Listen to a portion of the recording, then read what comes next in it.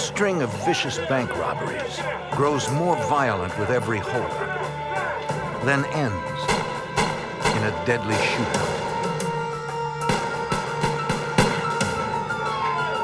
With a dangerous man on the run, police conduct an all-out search for a fugitive so desperate, he will stop at nothing to make his escape.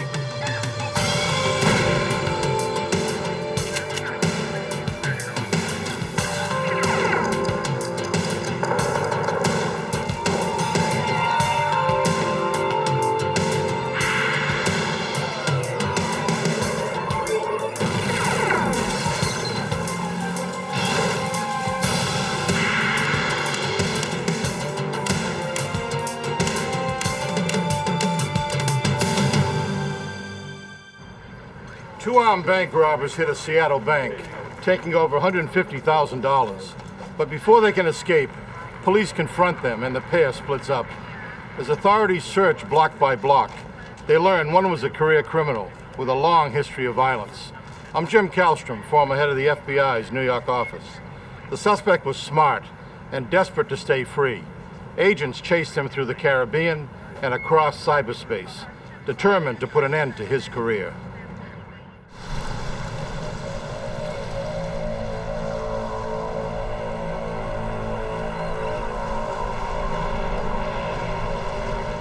One of the FBI's primary responsibilities is investigating bank robberies. And they see more of these crimes in Seattle than just about any other place in the country. The FBI office there investigates every bank robbery in the state of Washington. Special Agent Mike Adams runs Seattle's robbery division. Over the last 5 or 6 years, we've averaged 300 bank robberies a year, primarily here in the Seattle or King County area. Bank robberies are a big problem here in this area. The FBI cites a high rate of drug addiction and the fact that Washington has a relatively large number of bank branches as reasons for this. The Seattle agents see two basic types of bank heists. Most are one-on-one robberies, when someone approaches a teller with a note and a quiet demand for cash.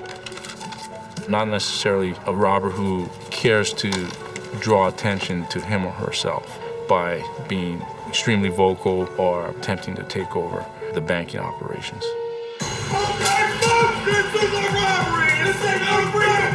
The other kind of robbery is more rare and more dangerous. The takeover.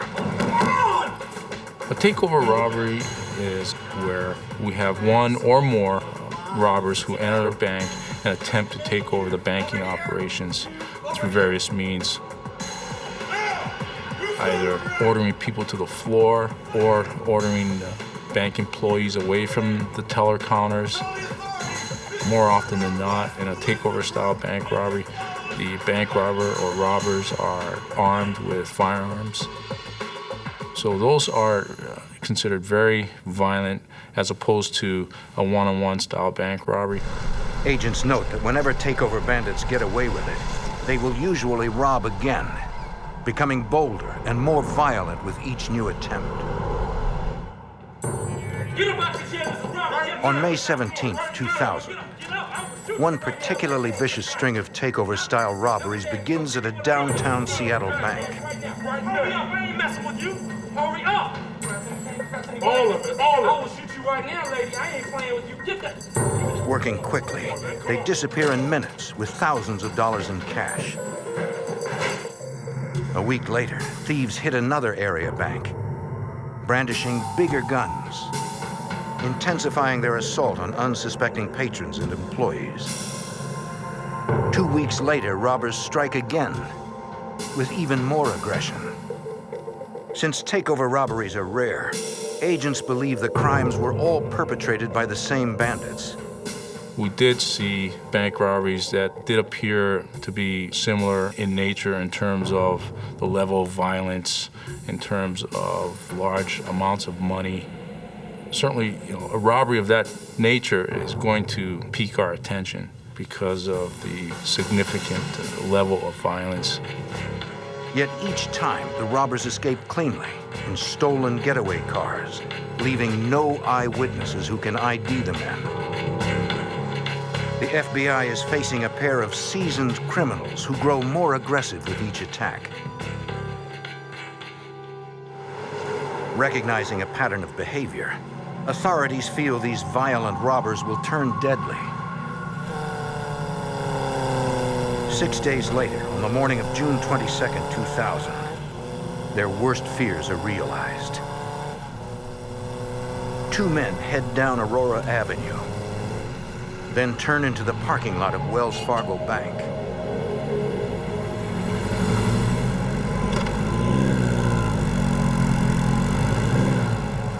The people inside have no idea what's coming.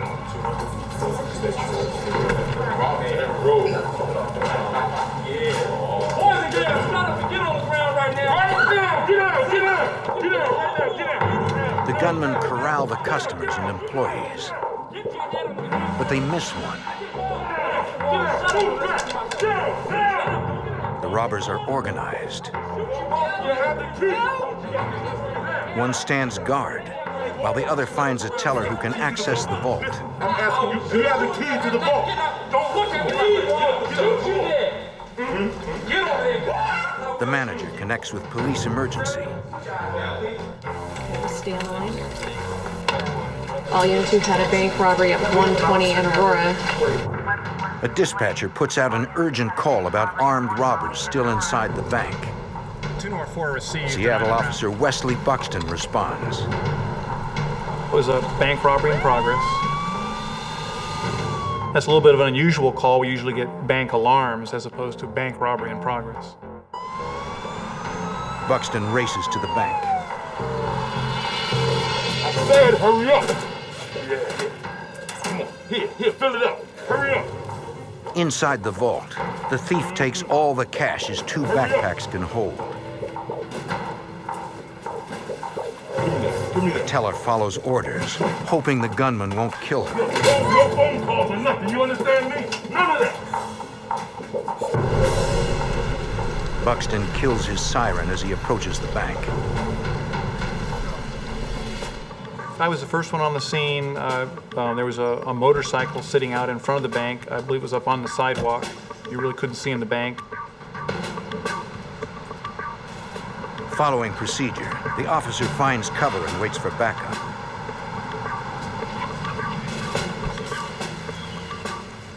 Officer Rick Sprecher arrives and gets into position. The bandits emerge, unaware of the officers. They cannot get the motorcycle started. They sat there like they were frozen for a minute in time, I guess trying to figure out why the motorcycle wouldn't start. And then they jumped off the motorcycle and they started running away from it. Then, one suspect trips.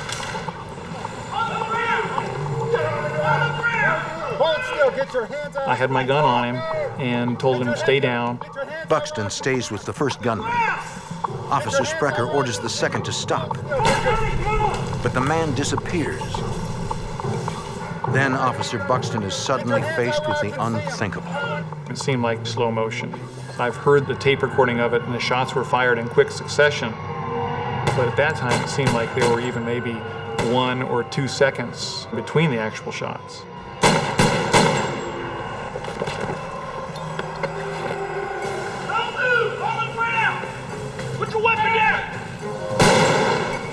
Sprecher returns fire, finally stopping the gunman.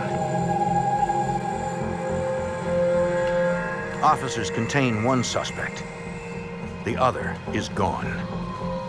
Got an officer down! Officer down! I need backup! Officer Sprecher's call brings an intense law enforcement response. Emergency medical technicians work to stabilize Officer Buxton, while Officer Sprecher quickly briefs detectives. He got shot 6 times. I muttered on him. Guy's loose. The man who shot the officer is dead. Black jacket. The hunt for the escaped suspect begins immediately. One suspect at large, black helmet, black clothing. A dispatcher broadcasts a description of the fleeing gunman on all police channels. FBI agents rush to the bank. Among them, Agent Mike Adams. On my way to the bank, I did hear an officer was shot and was down. It was obviously a very violent takeover-style robbery. Adams recognizes that these initial reports are similar to the 3 earlier robberies, and that the violence has escalated even further. With one armed gunman still on the loose, authorities quickly moved to contain the situation. There were several people, bystanders, who were beginning to gather around. So Seattle police immediately took control of the scene because of the imminent danger and potential threat that still existed. The Seattle Police Department directs their homicide unit to the scene, including Detective Paul Seguro. Anytime there's officer-involved shooting where a Seattle police officer fires a weapon, we are called to investigate. All law enforcement agencies begin working together to develop a plan to find the escaped gunman. Seattle police form an emergency command post to coordinate the effort. Their assignment. Let's wrap it up right now. Take off, all right? Members of our SWAT team had already started a search of the inner perimeter area. Moving toward the general direction of the fleeing suspect, SWAT methodically searches every hiding space. They are careful, knowing that the gunman is desperate and could be anywhere. Let's go! We're right behind him, let's go! Concerned for public safety, law enforcement swarms the area. Roads are blocked, traffic rerouted. Detective Sergeant David Ritter. The bank robbery and subsequent police shooting led to a tremendous police presence in the area. We had dogs, we had the King County helicopter, the special weapons team. The SWAT team goes door to door, warning everyone in the business district. Anybody in here with me down the street? Businesses were shut down. We closed all the local businesses for the safety of the people because the suspect was still at large. Okay, you guys are right. Just do that, please. Thank you. After treating gunshot wounds in Officer Buxton's left arm and right shoulder, the emergency medical technicians take him to the hospital. Both wounds, the bullet went in and out, so it was just a matter of cleaning it up and make sure there wasn't anything that would cause any kind of infection. Special Agent Adams searches the downed bank robber for clues. I pulled out his identification, which said his name was Daniel Del Fierro. He was not someone that, known to the FBI at that time, but nonetheless, certainly a name for us to conduct further follow-up investigation. Investigators locate the .380 semi-automatic handgun used to shoot Buxton. In a belt pack, they find a .38 revolver. Agents also recover 2 backpacks full of cash. A lot of the money in there was still in shrink wrap, delivered from the Federal Reserve Bank. Later, the money found in both backpacks came up to well over $151,000. That is a lot of money, much more than is typically taken during a bank robbery. Police run the plates of the motorcycle and learn it will not help them ID the escaped suspect. The bike was stolen. FBI agents interview bank employees and customers, searching for clues that might help them locate the second gunman. But the robbers never used any names, and no one saw their faces. An evidence technician recovers a footprint left on the teller counter. But it is the only physical evidence investigators find at the scene. The heist was clean. Local police pull up the record of the dead robber, Daniel Del Fierro.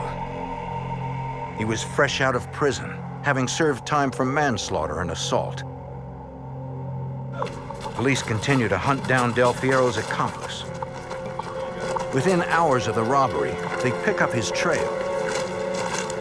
Detectives respond to a nearby junkyard where officers have recovered evidence.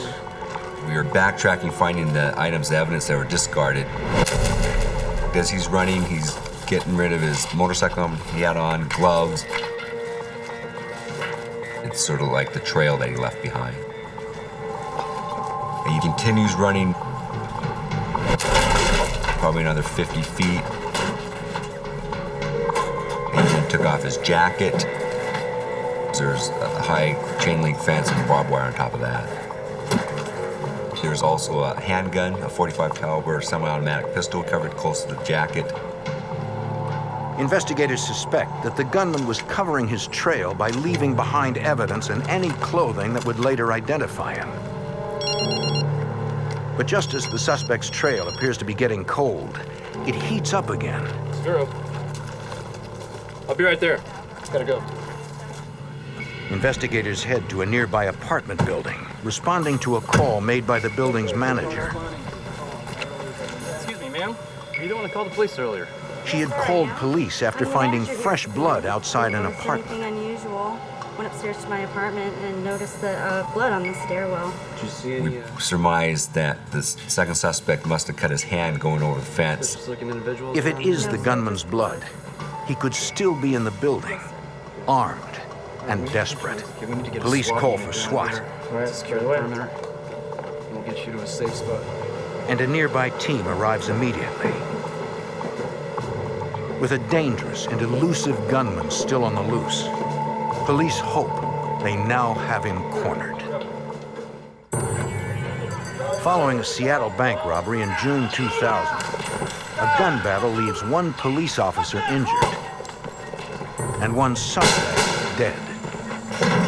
A second armed suspect flees on foot and disappears. Police follow a blood trail to a nearby apartment building. Thinking the gunman might be holed up there, a SWAT team checks the place, one hallway, one apartment at a time. Clear the top, come on! But they find nothing. Once the building is cleared, investigators secure a sample of the blood for later testing. Authorities pour every resource into the intense manhunt, according to Detective Sergeant David Ritter. Because of the seriousness of the robbery, every available officer that we could find was involved in this hunt for the second suspect.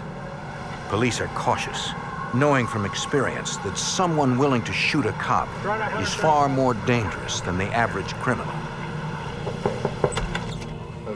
FBI agents approach residents, asking them what they've seen and warning them about the fugitive.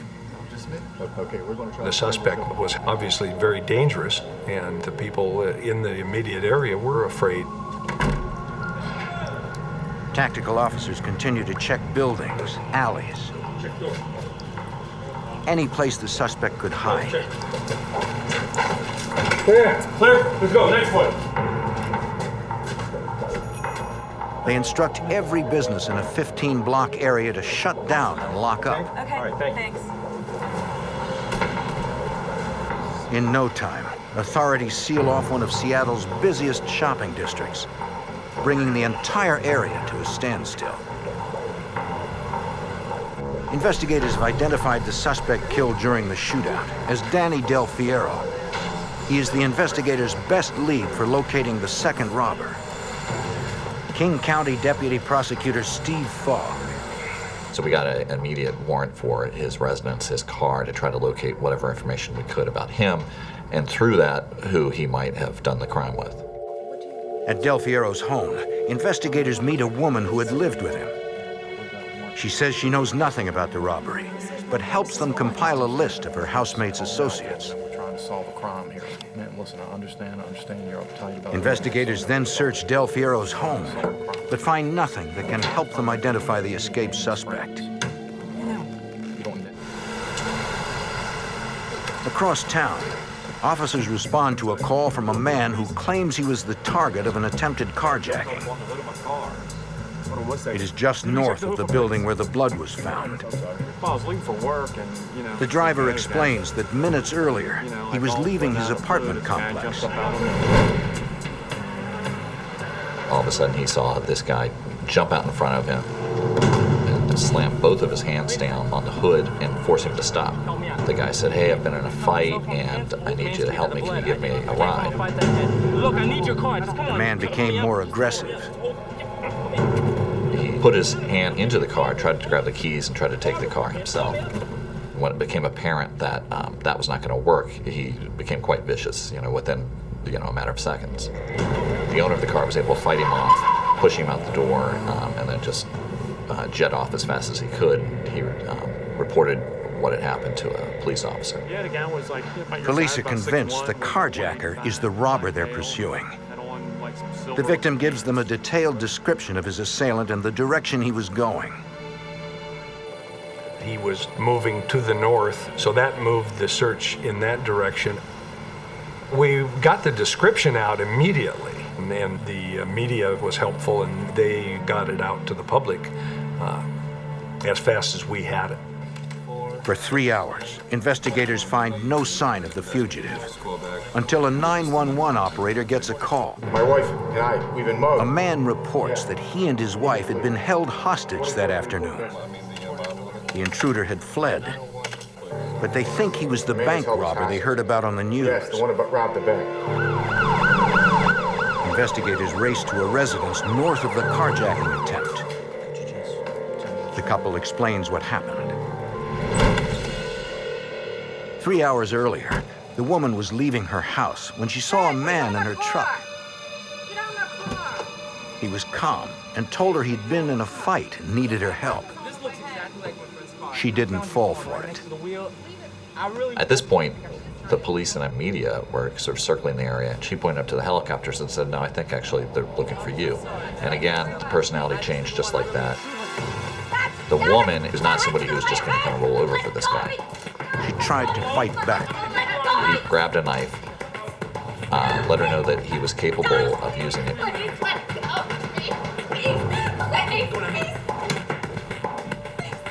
He signaled to her that his own survival was at stake and he was going to be as brutal as he had to be. Where's the tape? Tell me right now, where's the tape? Do you have any rope? Don't move. As he searched for something with which to tie her up, her husband came home. Honey! Honey! Where are you? Hey! I'm home.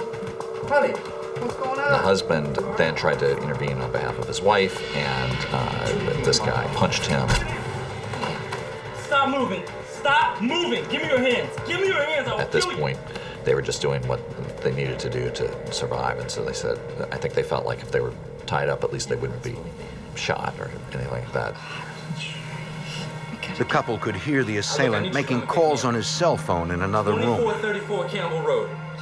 Knock on the window, okay? Then he calmly got a beer from the refrigerator and began watching accounts of his own robbery on television. He seemed transfixed by live images of the extensive manhunt. About 2.5, 3 hours after they were tied up, there was a knock on the window, and he sort of ran out the door, and that was the last they ever saw of him.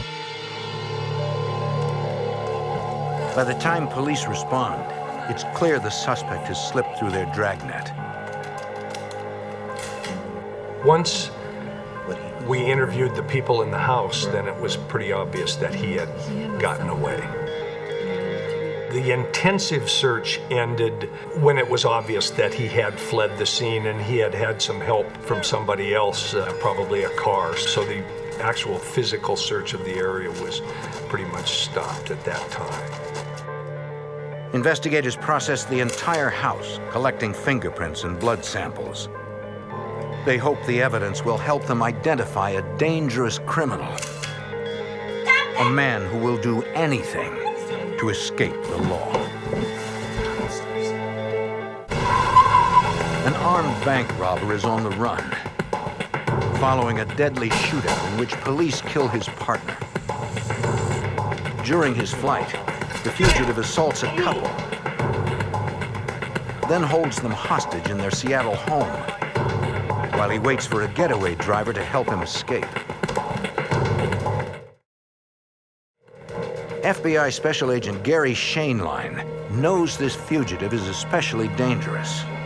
The nature of the act itself of bank robbery is very violent, but in trying to effect an escape, his partner and he were involved in the shooting of a police officer and also the taking hostage of innocent citizens. So the stakes in this particular case were definitely higher. Detective Paul Seguro begins canvassing the neighbors of the slain robber, Danny Del Fiero. One man tells Seguro he had seen television reports about the stolen motorcycle used in the robbery, and he recognized it. He saw Del Fiero with the motorcycle prior to the bank robbery taking place. The man tells Seguro he saw the bike on a tow truck. And this individual had seen another individual inside the truck with Del Fiero the day before. Seguro thinks the tow truck driver might be the second robber. He asks the neighbor if he knows who he is. The man says he had never seen him before. The owners of the bank that was robbed tried to help, according to FBI Special Agent Mike Adams. That very day, the bank came to us and wanted to offer a reward for information that would lead to the identity, arrest, and eventual conviction of the person or persons responsible for that armed bank robbery. Agents hope the large reward will make people more willing to talk. Myself, other FBI agents spent many long hours attempting to gather as much information as we could. Investigators tracked down every possible lead, trying to get more information on Del Fiero's known associates. We drove to several different addresses and locations in our attempt to interview different people who we thought might be able to lead to the identity as well as the location of the second suspect of this bank robbery. Every lead becomes a dead end. Investigators finally get a break when officers begin processing the evidence left behind by the fleeing robber. Inside the jacket was this piece of paper that had a photocopy of a driver's license that belonged to a young 16-year-old girl, and then a lot of information about who she was. Police begin looking for the young woman. They called the best number they had for her, which was her dad. And her dad said, well, she's at the movies. And they said, well, you need to get her. So she came and talked to the police, and she said that as soon as her dad came into the movie theater, she immediately knew what it was about. Basically, the reason why I asked is because they show her the photocopied license and ask how the bank robbers got it. She told us that she was approached by a person she went to high school with. The person she went to high school with said, I have an individual that has large sums of money. He needs ID and social security numbers. In return, you'll get a couple $1,000s if you let us use your ID and social security number. The young woman explains the information was to be used to set up bank accounts to launder stolen money. She gives detectives the name of her high school friend, the middleman for the ID fraud. So what is this all about? Detectives track down the man and try to get him to cooperate. We contacted him early morning hours. He was somewhat reluctant to talk to us at first, but then as we started talking to him, he finally started to tell us about who it was that asked him to obtain the identification and social security numbers. His name is Aristotle. He tells detectives the man's name is Aristotle Marr. We then thought that it's very possible that Aristotle Marr is the person we're looking for, because he was obviously looking for a way to launder money in the hopes of getting legitimate funds in return. Investigators are convinced they're on the right track when the middleman tells investigators that Marr owns a towing service. Police conduct a background check.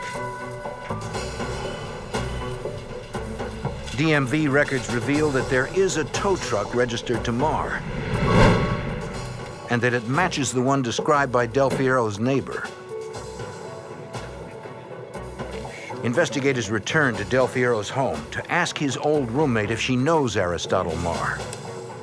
She says Marr and Del Fierro had been friends since childhood. So now his name has come up in two different sources or two different ways during the investigation. So now we started to focus on Aristotle Marr as being the second suspect involved in the bank robbery. Authorities check Marr's police record. It's clean, except for one assault charge he received as a minor. Tax records show Marr runs a successful towing business and already owns property worth $400,000. Police are surprised to learn he was a star athlete in high school, graduating 6 years earlier with a 4.0 grade point average. The first thing everybody said about him was how smart he was. And you could see he had a lot of potential in life, but was impatient enough. And I think that that fed directly into the greed that motivated these crimes. Steve Fogg subpoenas the cell phone records of Marr and Del Fierro. He discovers calls made between the two suspects prior to the robbery. Circumstantial evidence that they were possibly in the planning stages. Danny Del Fierro and Aristotle Marr were talking, 10 times an hour in the days and weeks that preceded this. Police then ask witnesses to confirm Marr's identity. To do this, they create a photo montage. Typically, what happens is you have 6 photos, and the person who's the suspect is one of the 6. Here, the police put together a 12-person montage. They really went the extra mile just to make absolutely certain that we had the right guy. Authorities show the photo montage to the woman who was assaulted and held hostage in her home. And she didn't have any hesitation at all. She picked out Mr. Marr immediately. Later, her husband and the carjacking victim would also pick out Marr as their attacker. So with that, taken together with all the circumstantial evidence, we were quite confident that Aristotle Marr was the guy we were looking for. Let's go. Authorities secure an arrest warrant for Marr and a search warrant for his home. Knowing Marr's volatile tendencies, police prepare for what could be a violent confrontation. On June 22, 2000, a pair of alleged serial bank robbers hit another Seattle bank. During a shootout with police, one bandit is killed, and the other escapes. The dead robber is Daniel Del Fierro. Authorities believe the fugitive is Aristotle Marr. Fearing a violent confrontation, police prepare to serve arrest and search warrants with the help of a tactical unit. With the team are homicide detectives Paul Seguro and David Ritter. When we went to the residence, we had members of the SWAT team, multiple Seattle police units to assist us in securing the premise. Room by room, SWAT searches the house.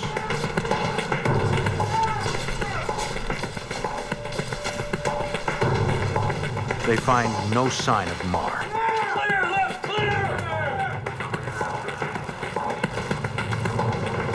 Homicide detective Paul Seguro. Once the home is secured, myself and the rest of the homicide unit went in and started searching through the home. Something real quick. They look for any evidence that can tie Marr to the robbery or provide a clue to his whereabouts. In a hidden storage area, they find remnants of an arsenal. Look at that. There it is. Look at that. Detectives recover empty containers for various types of handguns. I can reach for that second. Although they do find a few weapons, most of the guns are gone. There was different types of ammunition for long guns, shotguns. There was ammunition for handguns. Detectives begin looking at the bullets more closely and uncover an important piece of evidence. We found ammunition that matched ammunition that we found at the scene of the bank robbery. Authorities also discover another lead. Documents that show frequent travel to and from Jamaica by Marr and several associates. Also, there was small photographs and templates for the making of what appeared to be false identification. Paraphernalia here.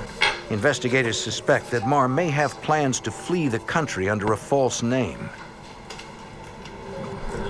During the search at Marr's home, authorities discover a second house on the property. Excuse me, Bob. We need that house cleared over there. Agents immediately file a search warrant for the place and set up surveillance while they wait for the warrant to be processed. For a week, authorities watch people come and go, but see no sign of the robbery suspect. When a judge finally issues the warrant, SWAT goes in.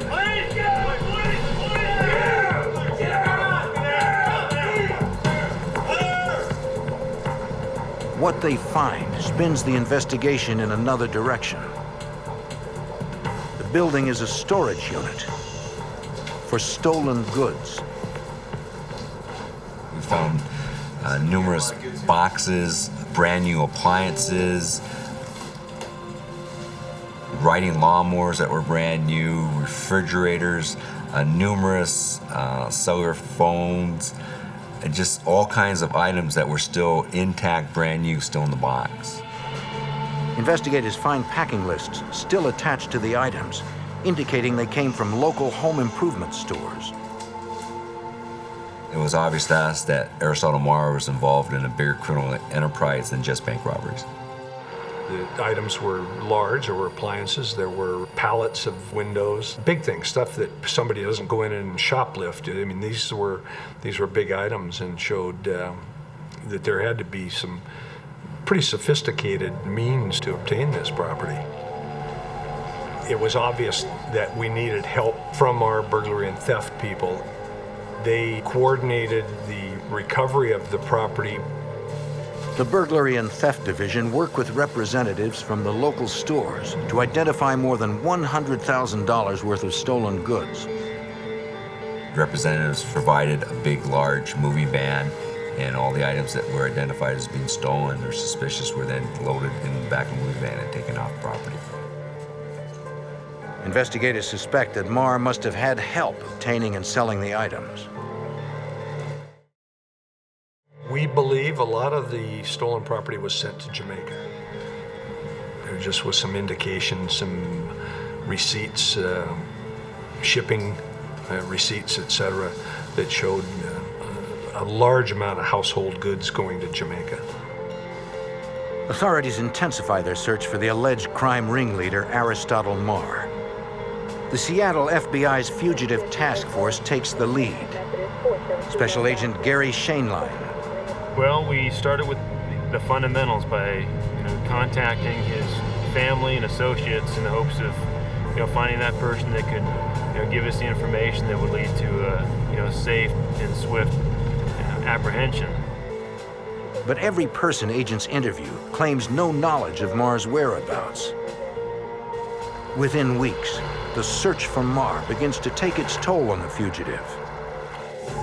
In an unexpected, bold move, a group of Marr supporters, including his lawyer, holds a press conference proclaiming his innocence. They charge police have falsely accused him because of his association with Daniel Del Fierro. Agents speak with lawyers about arranging surrender, but instead hear a preposterous claim. We tried to have him turn himself in a safe manner, in a controlled environment, and they said that he was, afraid that he was going to be, killed by the local police. Marr remains a fugitive. The FBI takes a new approach. They seek the help of a national television crime show, advertising a $25,000 reward for information leading to Marr's arrest. The tips pour in. One caller claims he's been in contact with Marr through a popular web-based instant messaging system. Agents subpoena the internet provider for details on the instant messaging account and receive transcripts of the online conversations. Through the content of the dialogue on the instant messaging communication, it was logical to believe that one of the participants was Aristotle Marr. The company provides agents with the address of the computer used. We approached it with the belief that it was possible that Mark could be there at that time. Open up. Armed with a search warrant, they confront a man who they recognize as a known associate of Marr. Sure? Yeah, I'm sure, sir. He says Marr isn't there. No? Agents conduct a thorough search for any evidence that could prove the fugitive had been in the apartment, but they find nothing. Agents confiscate the computer in question. They eventually determined that Marr had probably never used the computer, that it had been the associate pretending to be Marr on the instant messaging system. You ready? The investigator's latest lead is a dead end. That search really didn't glean any further information regarding Aristotle's whereabouts. The FBI continues surveillance at the houses of family and friends, but soon realize Marr may never return. You know, unlike your garden variety bank robber, Aristotle Marr did have some financial means. He had owned property at a rental house, and I'm sure that those assets and those means, helped him in his fugitive status. An informant calls the FBI with a tip that appears to support what agents already fear. A confidential source indicated that he had fled under an alias, that he had not just crossed a state line, but actually had fled the country, and that he had fled to Jamaica. If Marr has indeed left the country under another name, he might be impossible to find. The FBI is now facing their toughest obstacle in a case that appears impossible to crack. The FBI continues to hunt for bank robbery suspect Aristotle Marr. They believe he fled to Jamaica under an assumed name. But the FBI cannot simply go after him, according to Special Agent Gary Shainline. We don't have any police authority in other countries, so there are FBI representatives and there's U.S. Marshals in Jamaica that liaise with Jamaican authorities, and I was providing them with all the information that we were gleaning from our investigation here, giving them names and points of contact, possible locations that were worthy of investigation in Jamaica in the pursuit of Marr. Investigating Marr's whereabouts in Jamaica is difficult. He's well connected on the island and has a lot of money to help him disappear. We're confident that through those resources that he was able to maintain a low profile and have different places to go to hide himself. Informants report occasional sightings of the fugitive, but he eludes capture. Agents believe he is moving from house to house under cover of night, supported by a loyal group of associates. Following the leads from agents in the United States, authorities in Jamaica relentlessly pursue the fugitive. They contact every known associate of Aristotle Marr. They're uncooperative, but authorities keep them under surveillance. It's Aristotle Marr. Marshals were watching everything they did down in Jamaica. They made it very clear that they were not going to go away until Mr. Marr returned to the United States and answered to these charges. In Seattle, King County Deputy Prosecutor Steve Fogg decides to file several charges against the fugitive, based on the abundance of circumstantial evidence already in hand. We charged him with an array of counts that reflected the full nature of this crime spree. We charged him with robbery in the first degree with the firearm enhancement because he was armed when that happened. We charged him as an accomplice with Danny Del Fiero to the shooting of Officer Buxton. We charged him with attempt robbery 2, which is a formal way of saying attempted carjacking.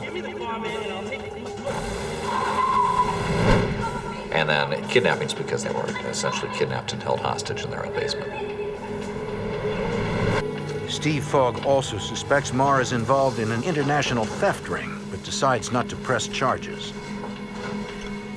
Mr. Marr was already looking at so much time that the amount of additional time that would be added by, this theft ring would be negligible. I mean, you're talking about a year or two on a guy who's looking at, 30, 40, 50 years in prison. So we did not charge Mr. Marr for that. Authorities intensify their search for Marr. Seattle homicide detective David Ritter. We kept the pressure up. Give me a break. I mean, they felt our presence. They made several complaints that we were harassing them, but we weren't.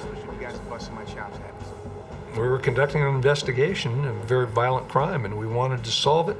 We wanted him in custody. It got the whole situation probably too hot for him. He wasn't having much fun anymore.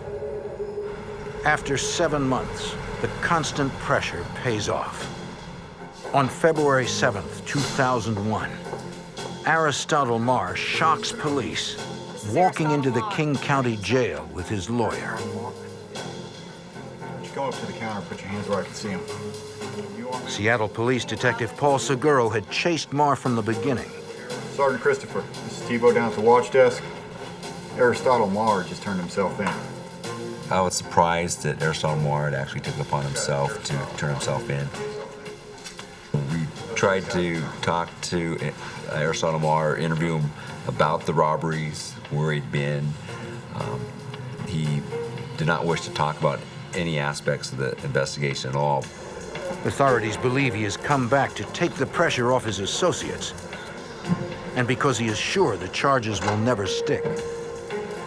He was quite confident, in fact, probably cocky, that this would be a case that he could beat in court. He could come back, beat this case, and kill two birds with one stone.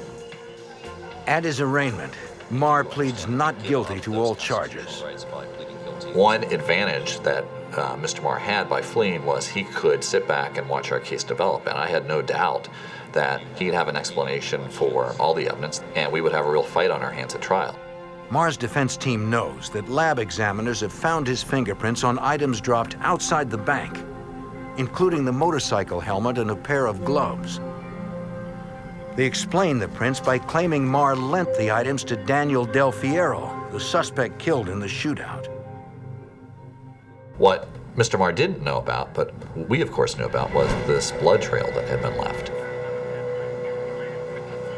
I knew that the next step was to get an immediate sample of his blood, and I knew that that would definitely be the silver bullet if we were able to develop DNA information from the blood trail that was left.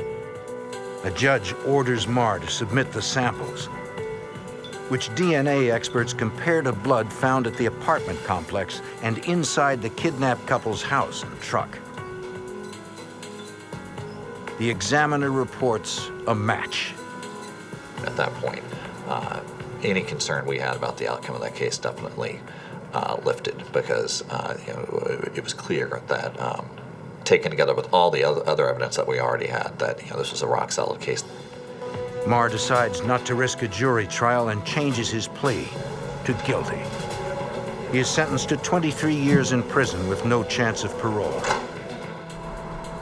Seattle police officer Wesley Buxton, shot during his confrontation with Marr and Del Fiero, is relieved that Marr finally got what he deserved.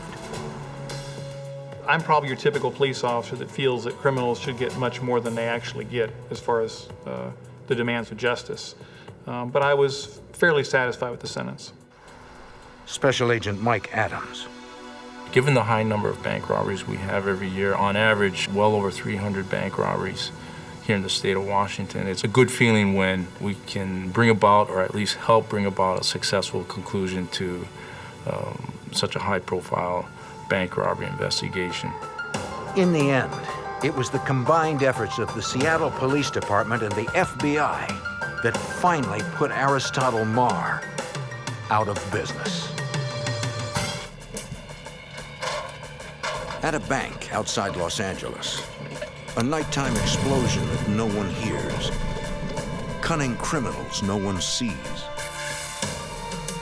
It's the perfect burglary in which cash and bandits vanish without a trace. With little to go on, the FBI must use instinct and determination to solve a case that seems impossible to crack.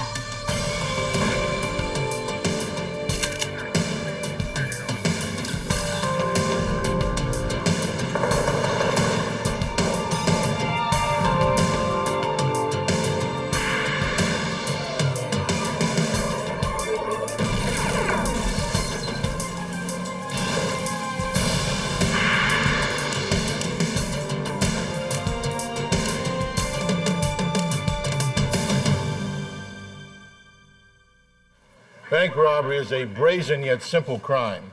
A mask, a gun, a note passed to a teller. But bank burglary is different. It takes skill to disable an alarm, to penetrate a locked vault. I'm Jim Kallstrom, former head of the FBI's New York office. In 1972, the largest bank burglary in U.S. history went down without a hitch. $8 million gone. Now agents must track a gang of sophisticated criminals with enough money to disappear forever.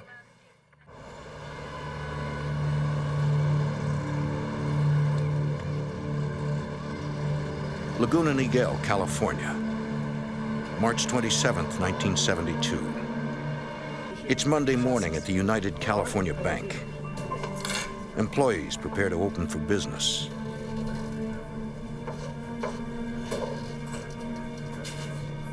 When the bank manager tries to unlock the vault door, it won't open.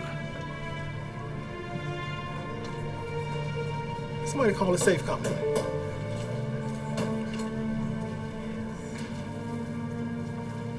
A technician from the vault manufacturer arrives 20 minutes later to check the door's locking system. He works for hours. The combination is right, the tumblers are in place, but unexplainably, even the expert can't get it open. It's not working.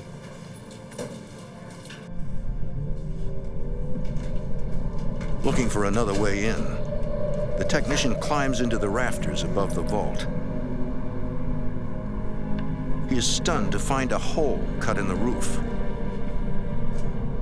Below, a second gaping hole leading to the vault. Agents from the FBI Santa Ana resident agency immediately respond to the bank. The first investigator to survey the cluttered crime scene is Special Agent Jim Conway.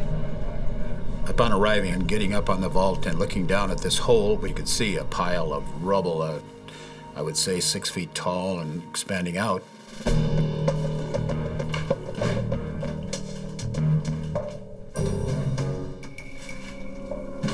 Once inside the vault, the technician discovers a screwdriver jammed into the lock's gears.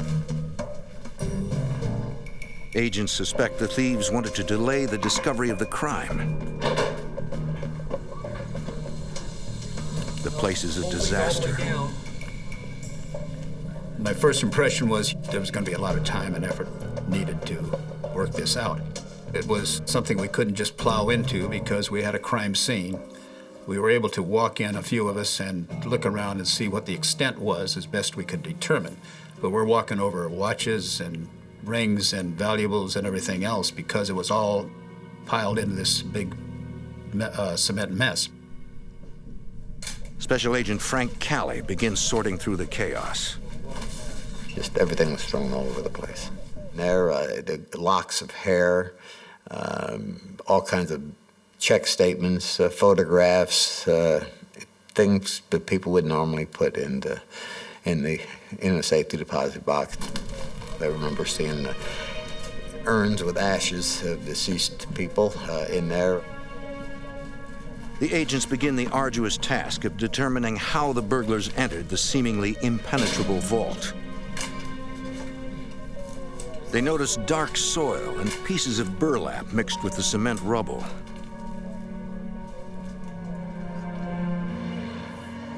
Outside, they find the bank's audible alarm disabled. They also find a ladder. Interpreting the clues, investigators piece together the burglars' intricate plan to breach the vault.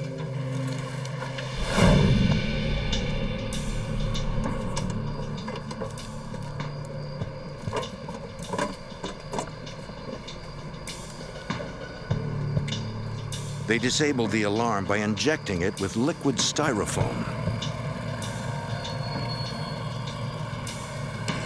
It hardened, freezing the clapper in place and rendering the alarm useless.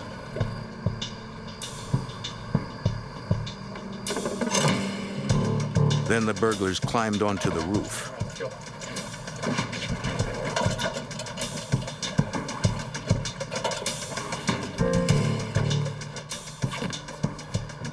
Investigators find tape on a rooftop outlet, suggesting the burglars used the bank's electricity.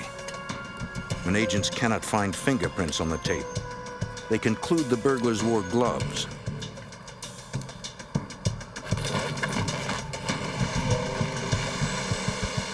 Fully powered, the burglars sawed a 4-foot opening into the roof.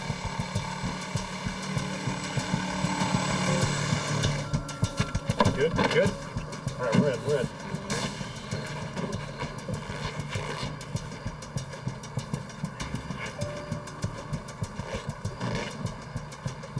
Once inside the rafters, they clearly knew how to bypass the interior silent alarm system. They took a couple of the wires and that would have normally transmitted the alarm signal, and they clipped them both and soldered them together. It was delicate, highly skilled work. Knew right away they were smart. They did the homework. Even with the alarm disabled, 16 inches of steel-reinforced concrete stood between the burglars and the contents of the vault. The only way through, an intensely powerful blast.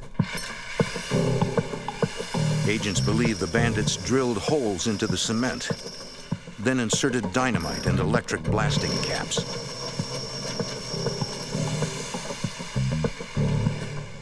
The blast had to be precisely directed to blow through the cement without injuring the burglars or attracting attention. Agents conclude that the burlap fragments in the soil in the vault indicate that the burglars came prepared. They placed the burlap bags over the explosive, not only to muffle the sound, but also it would direct the charge into the vault itself and keep the charge going into the concrete where they wanted it rather than coming back out where they were.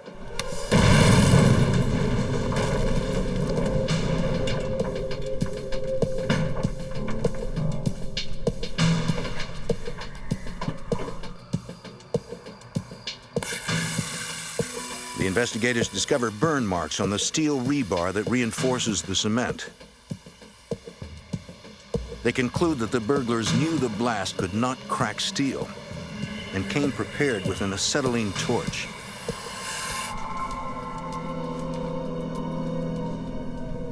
Agents turn their attention to assessing the total loss. Bank officials report $50,000 is missing from cash drawers. But the thieves were not content with the cash. They took the time to break into 458 safe deposit boxes. Investigators find tool marks on the locks of the boxes and deduce the burglars used a pointed instrument and a lot of brute force to break them open one by one. They carefully sorted through every item, leaving behind what they didn't want. Amazingly, the bandits were so methodical that they got in and out without being seen or heard. In 1972, most banks were closed on weekends. Agents conclude that the suspects took full advantage of that fact. Apparently they had been in there several times, in and out over the weekend. They probably went in on Friday night, and they probably didn't get out till late Sunday night. Not only had the burglars pulled off such a lengthy, complex crime, they did it without leaving a single fingerprint. Although investigators do find a brown cotton glove and broken drill bits, neither is unique enough to be traceable. Agents and deputies collect the debris for further examination at the crime lab. But with no apparent evidence and no witnesses, agents are facing the tough challenge of identifying and locating a group of highly skilled criminals, including electronics and explosives experts. Investigators turn their attention to determining the total loss from the safe deposit boxes. It will be extremely difficult since banks do not keep records of their contents. Ordinarily, if you had a bank burglary, you would be missing cash. You'd go out and say, yes, we got to find $350,000 worth of cash. At this point, we did not know what was gone. It's a very affluent area. And so the possibilities of a tremendous amount of money and material being lost was evident. Investigators begin the arduous task of carefully sorting and cataloging every item left in the vault. Then, by interviewing every box holder, agents learn the details of missing jewelry, rare gold coins, and bearer bonds. By a process of elimination, they slowly create a list of the stolen goods. The bank's loss of $50,000 in cash pales by comparison, as the value of the missing items rises to over $8 million. The heist has now become the largest bank burglary in U.S. history. With no physical evidence to go on, investigators hope to develop leads by thinking like the bandits. We felt that they would need oxygen to burn the rebar, and so we canvassed hospitals, oxygen supply places, and things like that. Despite checking every oxygen supplier in the area, agents come up with nothing. We also felt that a drill of some type had to be used, obviously a large one, so we canvassed places to find if anybody had sold or rented a large drill, as we felt it would have to be used. Again, agents go to dozens of equipment shops, checking records during the time surrounding the break-in. But they find no suspicious purchases or rentals. Clearly, the criminals in this case have masterminded and pulled off a nearly perfect heist. With no witnesses, no direct clues, and certainly no suspects, it seems impossible to solve. But the FBI is determined to identify the burglars and find them wherever they are. In March 1972, a professional crew of burglars blasted their way into a bank vault in Laguna Niguel, California, near Los Angeles. Over a weekend, they emptied hundreds of safe deposit boxes, made off with more than $8 million in cash and valuables, then disappeared without a trace. Agents believe they are an experienced band of criminals. The case is difficult to crack for the small Santa Ana FBI office. Needing more resources, they seek the help of the larger Los Angeles FBI field office. Special Agent Paul Chamberlain supervises the investigation. At the time, it was our conclusion that this was the largest bank burglary in the history of the United States.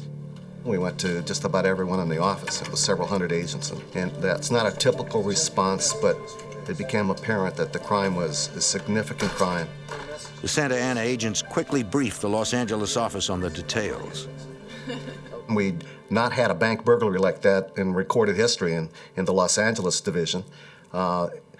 Burglaries that did occur with banks involved a small effort, and this was a systematic, big-time operation that lasted over 3 days. Since the burglars seem to be highly skilled professionals, yet have not struck Los Angeles before, agents conclude that they're probably from out of town. An agent sends a teletype to all other FBI offices, asking if anyone knows of similar bank burglaries. They get a hit from the Cleveland, Ohio field office, where agents have been investigating similar bank heists, 13 of them, in fact. The description of the California burglary immediately strikes a chord with them, including Special Agent Buddy Nix. We knew from the modus operandi, the MO, the outside alarm had styrofoam spray placed in it to keep the audible alarm from activating, the fact that it was a roof job, the fact that the alarm system had been bypassed were all indications that bank burglary crews in Youngstown very well may have been involved. The Ohio agents believe the 13 Ohio bank heists were committed by the Youngstown Erie Bank Burglary Group, a loose association of criminals tied to organized crime. The California agents were right. These are no small-time crooks. Youngstown at that time was just a mecca for organized crime activities. I mean, they controlled the illegal gambling businesses, and they were, very much involved in interstate transportation of stolen property and tractor-trailer thefts. And there were burglary crews that were operating, and there were a lot of very sophisticated burglaries that were taking place at that time. As part of earlier investigations, the Youngstown, Ohio agents have identified nearly 100 men believed to be part of the burglary group. They've collected intelligence on each of them. Agents send the men's names and mugshots to the Los Angeles FBI.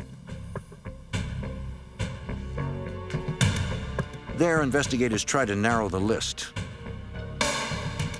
Since the criminals must have traveled to California, agents check airline passenger manifests from around the time of the burglary.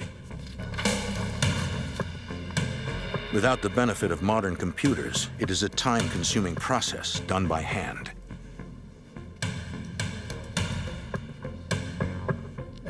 After an exhaustive search, they find the names of 5 men from the Youngstown list who had boarded a recent flight to Los Angeles. That's great.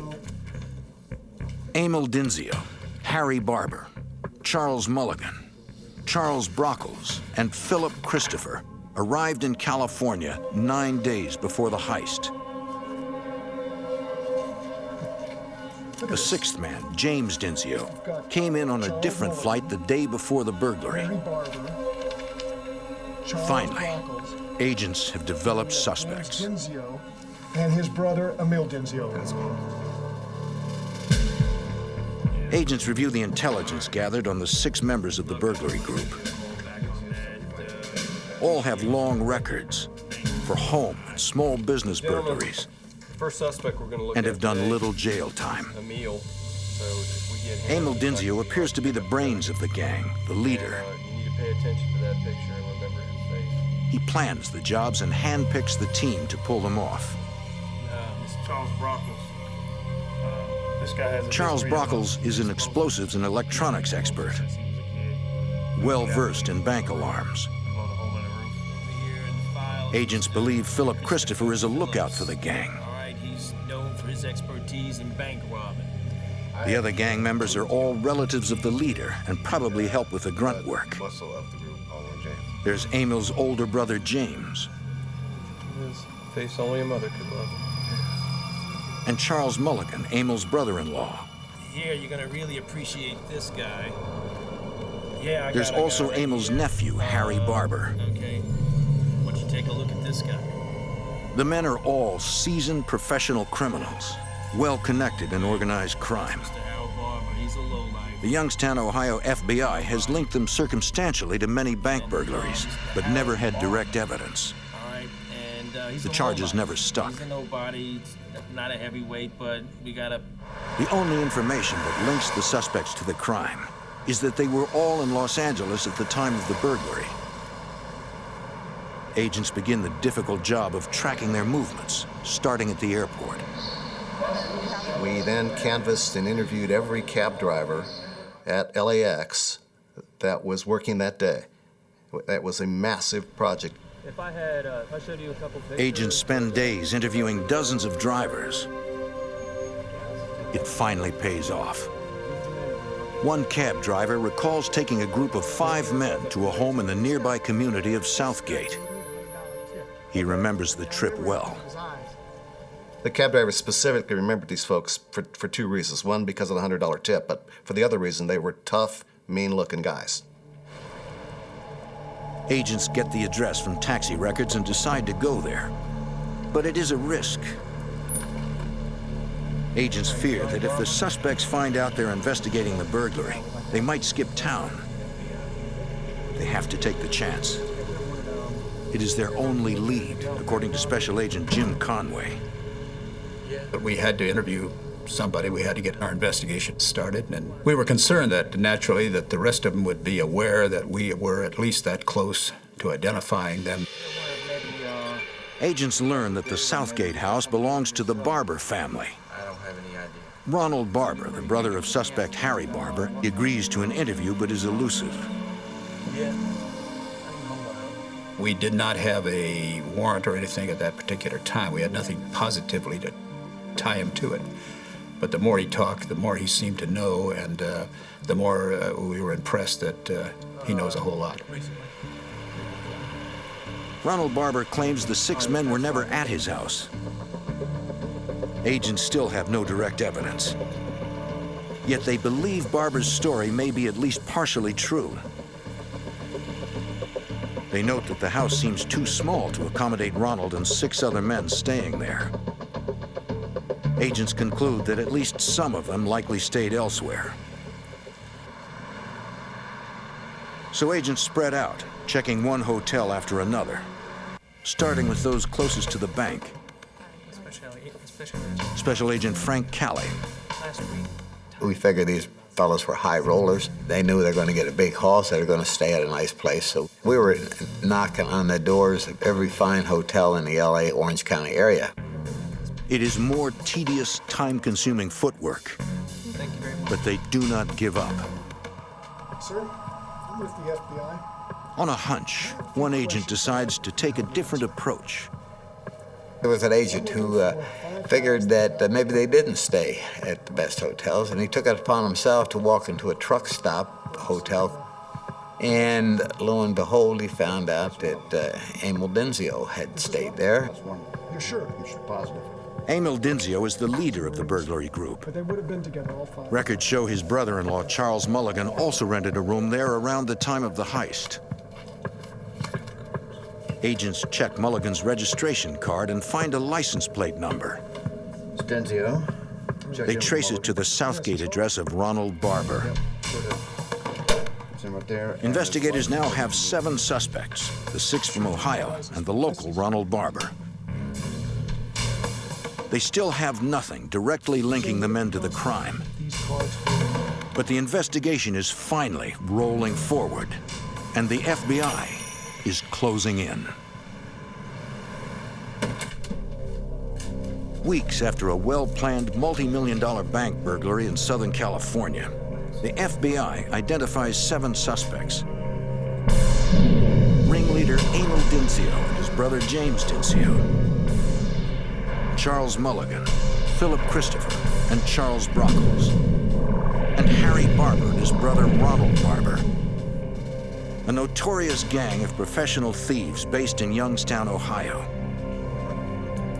Agents determine at least 2 of the men stayed at an area motel days before the heist. Okay. Special Agent Paul Chamberlain is convinced the men are responsible, but he has no evidence to prove it. By reference and innuendo, you kind of knew who was involved, but you need to have the evidence in federal court. Agents subpoena the motel phone records and find a series of calls to a local man named Earl Dawson. Our background investigation concluded he was a former military, a Marine guy with some training in munitions, explosives. And inasmuch as we had major explosions that occurred at the bank, it became interesting to us. Special Agent Frank Calley learns of another interesting connection. Yeah, we're going to be down there. Dawson is from Youngstown, Ohio, the base of operations for the burglary group. So the light goes off again, and we say, well, now we got another break. We got the connection somehow between the boys from Youngstown, the Denzios, and their cohorts in Dawson. The agents decide to approach Dawson at his house to convince him he should cooperate. They show him pictures of Emil Denzio and his associates and ask if he knows them. Dawson is reluctant to talk. I was in the Corps as well. Knowing Dawson is a former Marine, Special Agent Calley appeals to his sense of duty. Earl was a very patriotic individual, and I'm a former Marine, and we just kind of played that. I said, come on, Earl, you know, you're a former Marine, you've served your country. I said, what's important, Earl? It's a big case. And he said, what is it? I said, heard about that bank burglary down in Laguna Niguel? Callie's tactic works. Dawson comes clean. He admits knowing 3 of the suspects: Emil Dincio, Emil's brother James, and Charles Mulligan. He and Mulligan are old friends who grew up together in Youngstown. Dawson tells Callie that the day before the Laguna Niguel heist, Mulligan came to his house with the other suspects. Mulligan gave him $100 to leave the house for a few hours so they could hold a meeting. Dawson left without hearing what they discussed. Thanks, man. Appreciate it. But Dawson adds that he does have something the agents might want to see. He shows up the other day. Mulligan left a car in his garage. It's still there. It is a huge break. Perhaps the car holds the evidence they've been looking for. But before they can check it out, they're interrupted.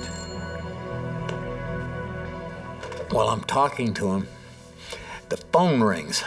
He answers the phone and he picks it up and he points to the phone and he mouths the word Mulligan. Thinking quickly, Agent Callie asks Dawson's permission to eavesdrop, a legal requirement for using what he hears in court. Dawson signals that there is another phone in the bedroom. Mulligan comes out and he says, hey, has anybody, the FBI been around? Dawson says, no, they're not around.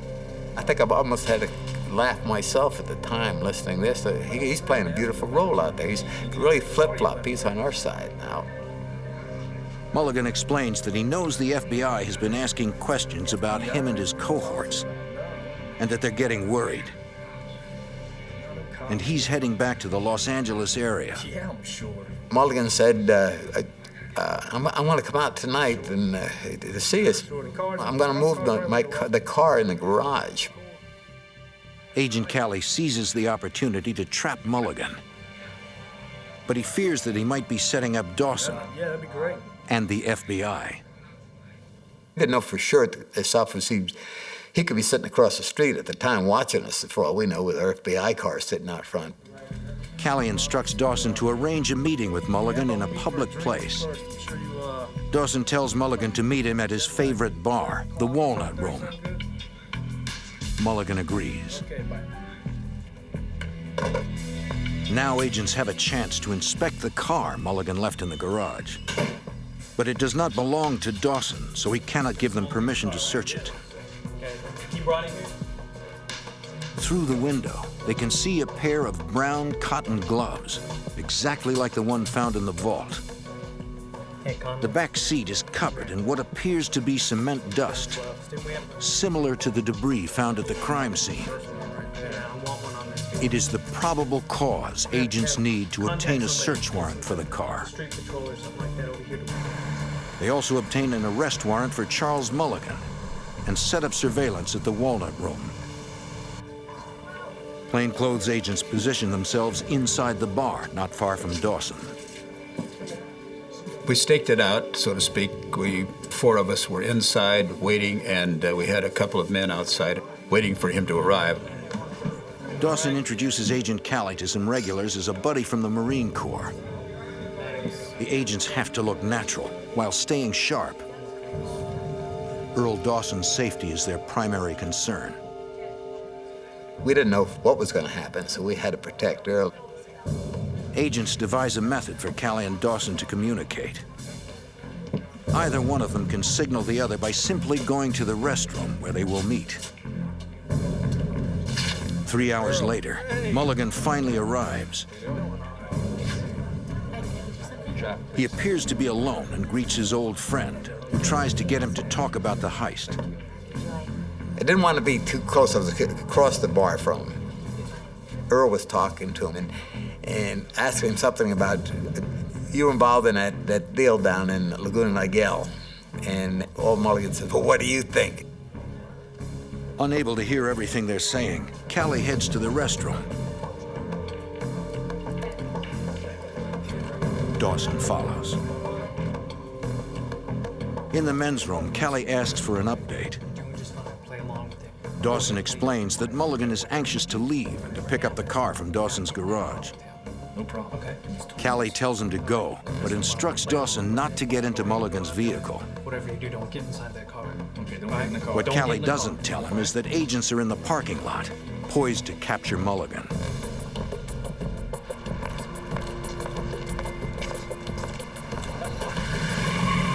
Agents finally make the first arrest in the case. As they take Mulligan into custody, they pretend to arrest Dawson as well to mask his involvement with authorities. Mulligan is charged with bank burglary. He does not resist arrest. But when agents try to question him, he refuses to talk. They hope to find answers in the car he was trying to pick up. Agents return to Dawson's house and search the car in the garage. We found this large motor used as a drill and some other tools that we felt were very much probably the ones that were used in the actual committing of the crime. Agents recover stolen coins, along with drill bits, acetylene torches, hammers, and other items that could have been used for the Laguna Niguel heist. Exactly. And we felt very good about it, felt we hit pay dirt, we hit a home run. Evidence technicians ship everything to the FBI lab in Washington, D.C. for processing. As examiners take days to analyze the evidence, field agents follow up on more phone records from the motel. One number belongs to a real estate agency in Laguna Niguel, California. A manager shows agents a condo she rented to suspects Ronald and Harry Barber days before the burglary. The Barbers told her they planned to stay 3 months, but left after only 3 weeks. No damage, no problems. She was able to put the day that they got there and the day they left together for us. We used to rent it to Ronald Barber. The men moved out suddenly on March 27th, the day the crime was discovered. We rented it for 3 months. The manager gives investigators permission to search the condo, which is within sight of the targeted bank.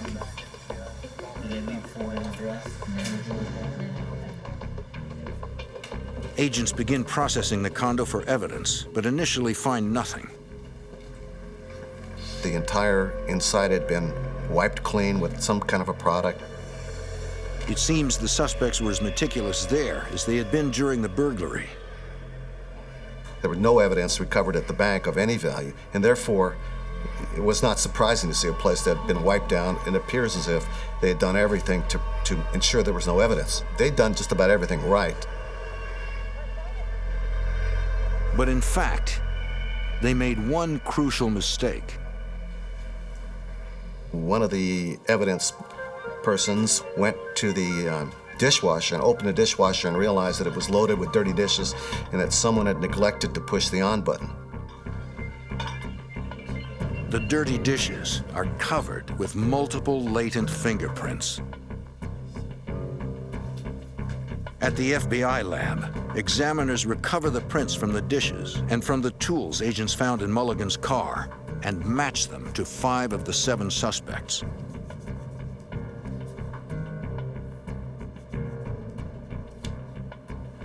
Toolmark experts examine the damage on the safe deposit boxes and compare them to the striking point of a snout-nosed hammer from Mulligan's trunk. They report another match. The FBI's case is gaining momentum with good circumstantial evidence and one suspect in custody. All right. Now agents must find the other 6 and enough evidence to put them away for good.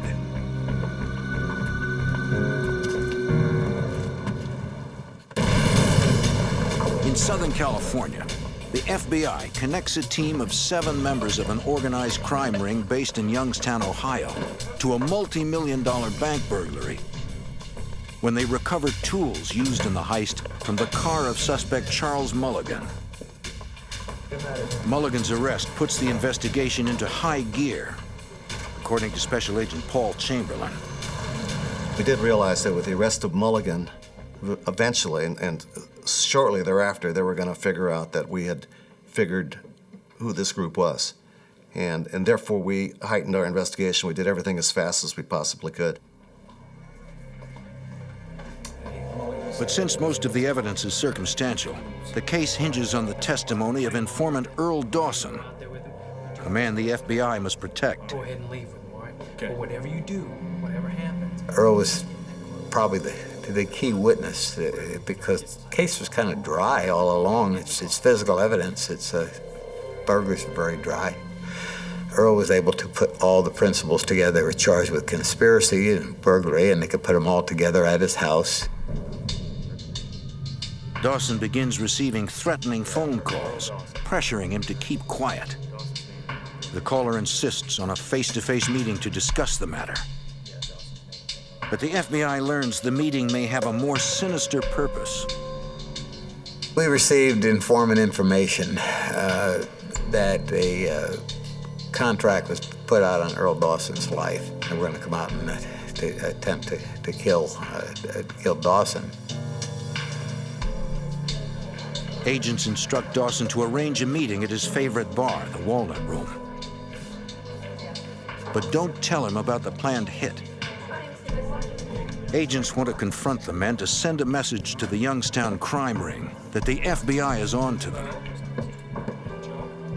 Agents are confident that they can protect Dawson as long as he stays in a public place. I told him, Earl, don't leave this bar. Whatever you do, don't go any place with this. You don't ever leave that room. You stay right in that bar. As before, if either Dawson or Callie needs to communicate, they will meet in the restroom. The alleged hitmen arrive. I started buying Earl some pretty heavy drinks. Earl was basically a beer drinker, but you could see they were trying to switch him up to stronger drinks. When Dawson starts to look concerned, Callie heads to the restroom. Come on, here we go. Get him right out of here. Dawson tells the agent he's scared. The hitmen want him to leave with them. I said, Earl, you're not leaving this place with him. Believe me, you're not leaving. Agent Callie tells Dawson to wait in the restroom. Listen, stay right here, and I'll be right back to get you. All right, just stay right here. Okay. Hurry up. The agents finally approach the men. They say they know what they came to do. It's time to get out. Let's go. To the hitmen, the message is clear. Stay away from Dawson.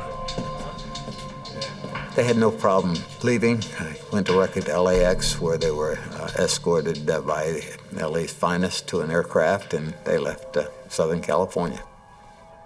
To keep Earl Dawson safe for good, the FBI decides to put him in the witness protection program. You're gone. You're not going to see. Agents then go after the remaining burglary suspects.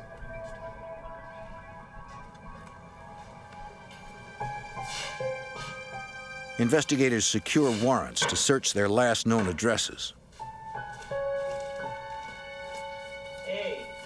At one house, agents get their first direct link to the burglary. Inside a woman's purse, they find a new $20 bill. They compare it to the list of serial numbers of sequence bills taken from the bank.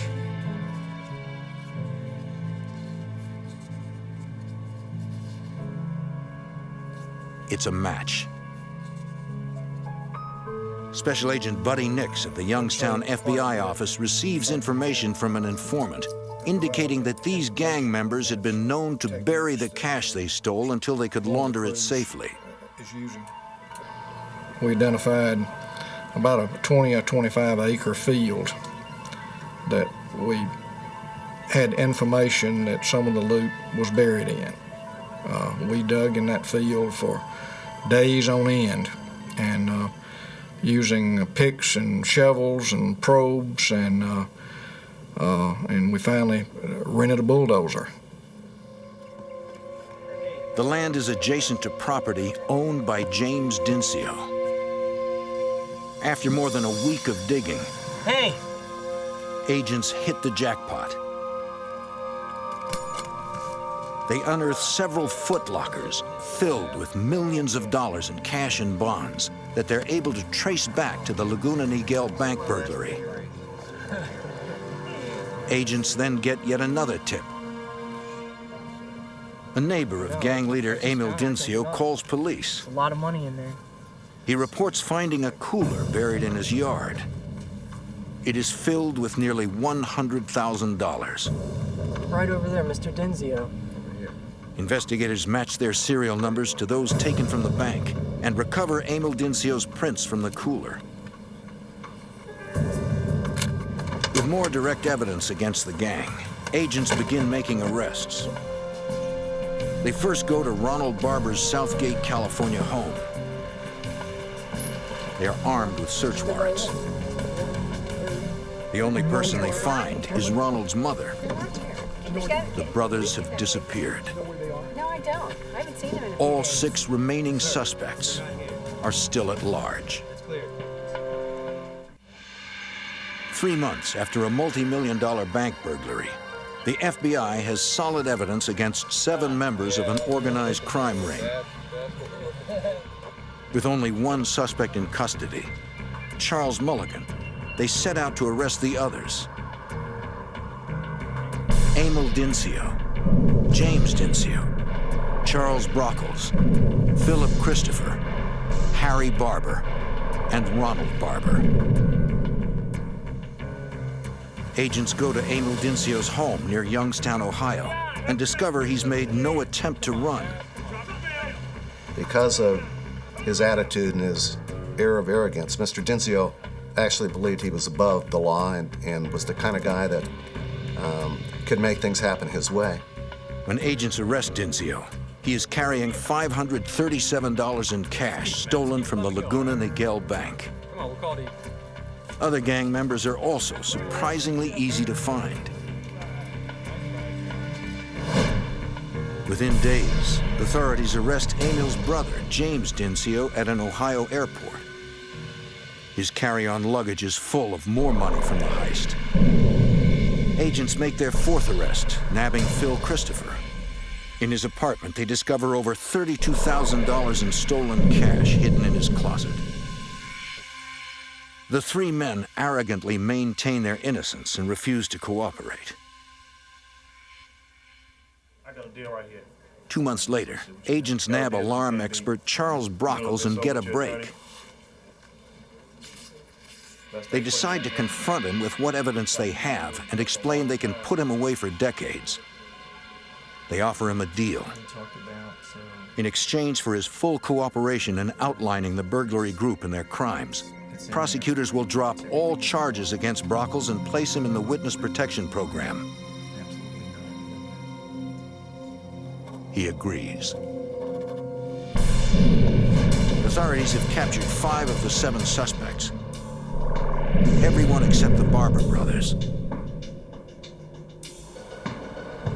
Authorities extradite them to California and indict them on charges of conspiracy, burglary, and larceny of a federally insured bank.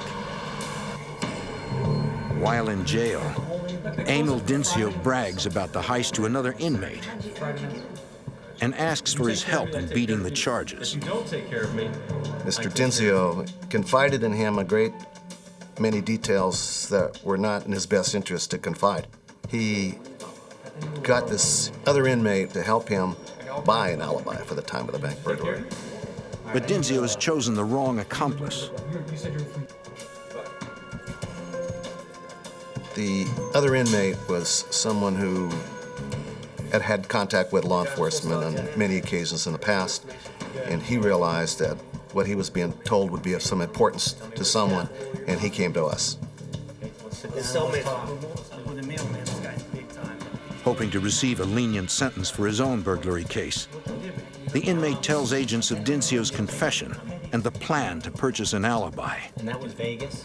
Vegas? That's where his alibi is. The alibi was that Mr. Dincio was going to be in a hotel room in Las Vegas with a prostitute and with physical evidence that would show that he was there.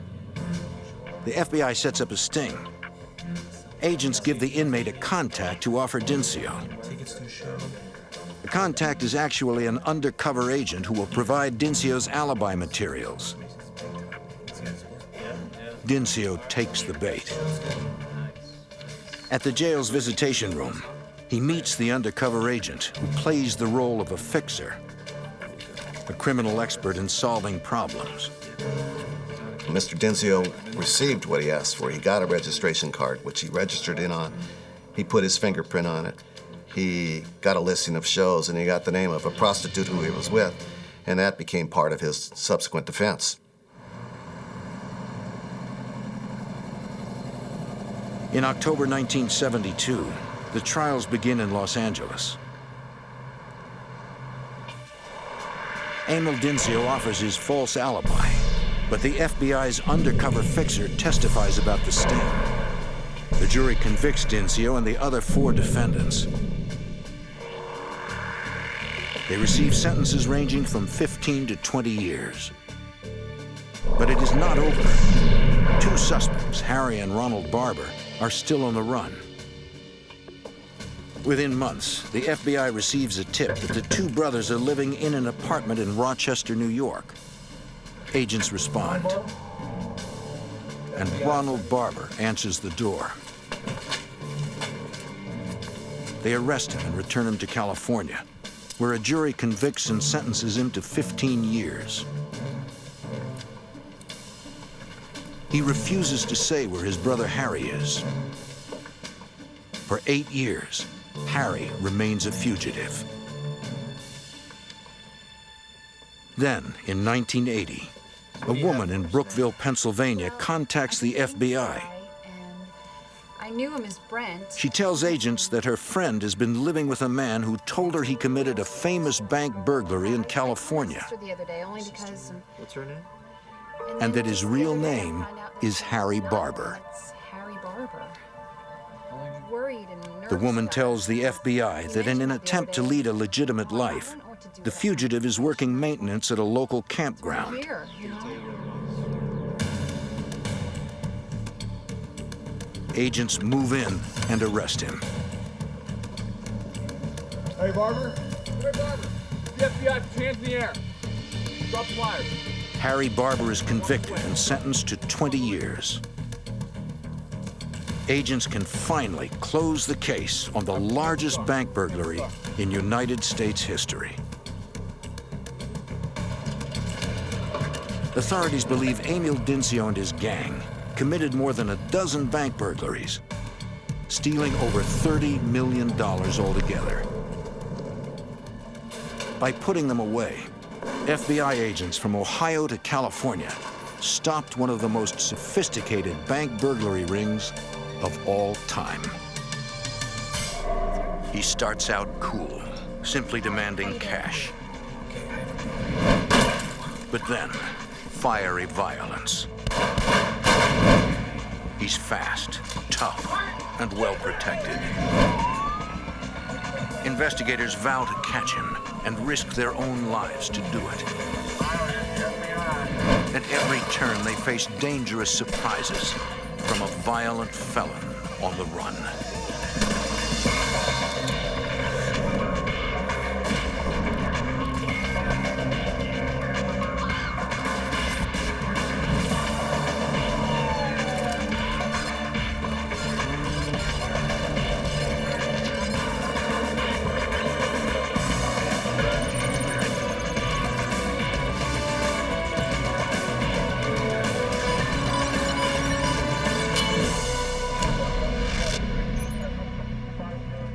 In the Southwest, one serial bank robber claimed his loot went to the poor.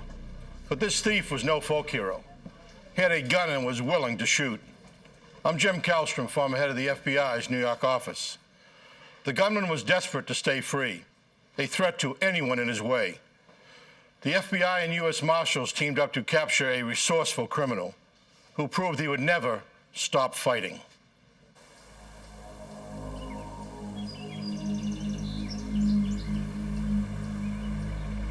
Albuquerque, New Mexico. On December 29, 1998, in the city's northeast section. For the employees and customers of a local bank, The day started much like any other. What they did not know was that a man who had already robbed one bank earlier that morning was about to make another withdrawal. Have a good day. You too. Sir, I can help you over here. Sir? When the robber approaches the teller, he asks her to give him money from the cash drawer. Okay, I have a gun, and this is a robbery. Trained to always comply with a robber's request and avoid any dangerous confrontation, the teller gives the man what he asks for, and more. She slips the man a bundle of cash containing an exploding dye pack. I have this gun, and I will use it, sir. The robber slips out as quietly as he entered. Albuquerque 911, where is your emergency? This is a bank robbery? The alarm goes out to local police. And because bank robbery is a federal offense, the FBI. Special Agents Scott Campbell and John Tanberg respond from the FBI's Albuquerque resident agency. It begins as a routine call for Special Agent Tanberg. Albuquerque has had per capita more than its share of bank robberies. In the late 90s, we were in the neighborhood of 90 to 100 bank robberies per year. What do you look for specifically? Yet this case will be anything but routine. Agents learned the bandit was strangely calm. Most of the people in the bank had no idea that it had even been robbed. There was no commotion, there was no what they would think and had seen previously on TV of bank robberies with shots fired or people yelling. The tellers remember nothing distinctive about him. Well, the physical description that we received was of a white male, possibly Hispanic, dark hair, average build, wearing sunglasses, fairly neat haircut, wearing a ball cap, and not very distinctive clothing. Despite a thorough examination, technicians recover no usable prints from the teller counter or doors. Appreciate that. They find no other physical evidence. We tried anyway. Investigators suspect an electronic witness may have observed the robber.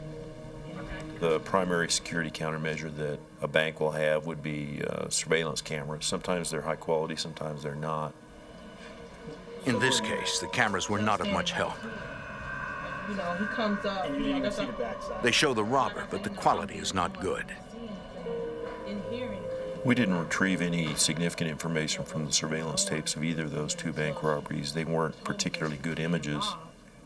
We didn't get a good angle of the face. I believe that there may have been a good shot of the top of his ball cap, but nothing that gave us any significant facial features. The robbers simply walked into two banks in one day, took their cash and walked out. He left no prints, no evidence, and beat the bank's surveillance systems. He left the FBI nothing that would help them identify him.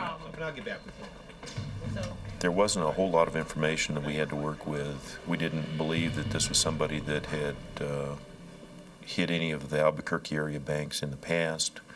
We were not in a position to connect him to anything that had occurred prior to this. So in our minds, this could potentially be a traveler. Take your statements, I'm gonna call this in. Agents spread out across the area and talk with everyone who lived near the bank. They are looking for anyone who may have seen the robber. Anyone who could give them a positive ID. Agents get a break when they find a witness. A neighbor who lived behind the bank saw a man running out of the bank and around the corner back behind the bank. And then, a cloud of red mist. Agents realize it must have been the dye pack. This is their man. This witness provided a full license plate number of a vehicle registered in the state of Nevada. This confirms their suspicions. 1503, respond code 3. The robber does not appear to be from Albuquerque. With that license plate, we ran through our dispatch center registration in Nevada and came up with a registered owner and an address of the vehicle was registered at. But the address is to a motel off the Las Vegas Strip, perhaps a cover to throw off the cops. The agents have hit a dead end. They try another tack and run the plate number through a credit bureau. They get a hit. The FBI finds the loan is registered to another address in Wyoming. An agent there interviews the registered owner. He asks him where he was on the day the robberies occurred. I was interviewing for this position right now. The man replies he was in Wyoming, interviewing for his job as a postal worker. An alibi corroborated by his supervisor. He was a law-abiding citizen and did not have any knowledge of any criminal activity that was associated with his vehicle that was in Albuquerque. The man explains he no longer has possession of the car. His ex-wife Carlita uses it, and she lives in Albuquerque.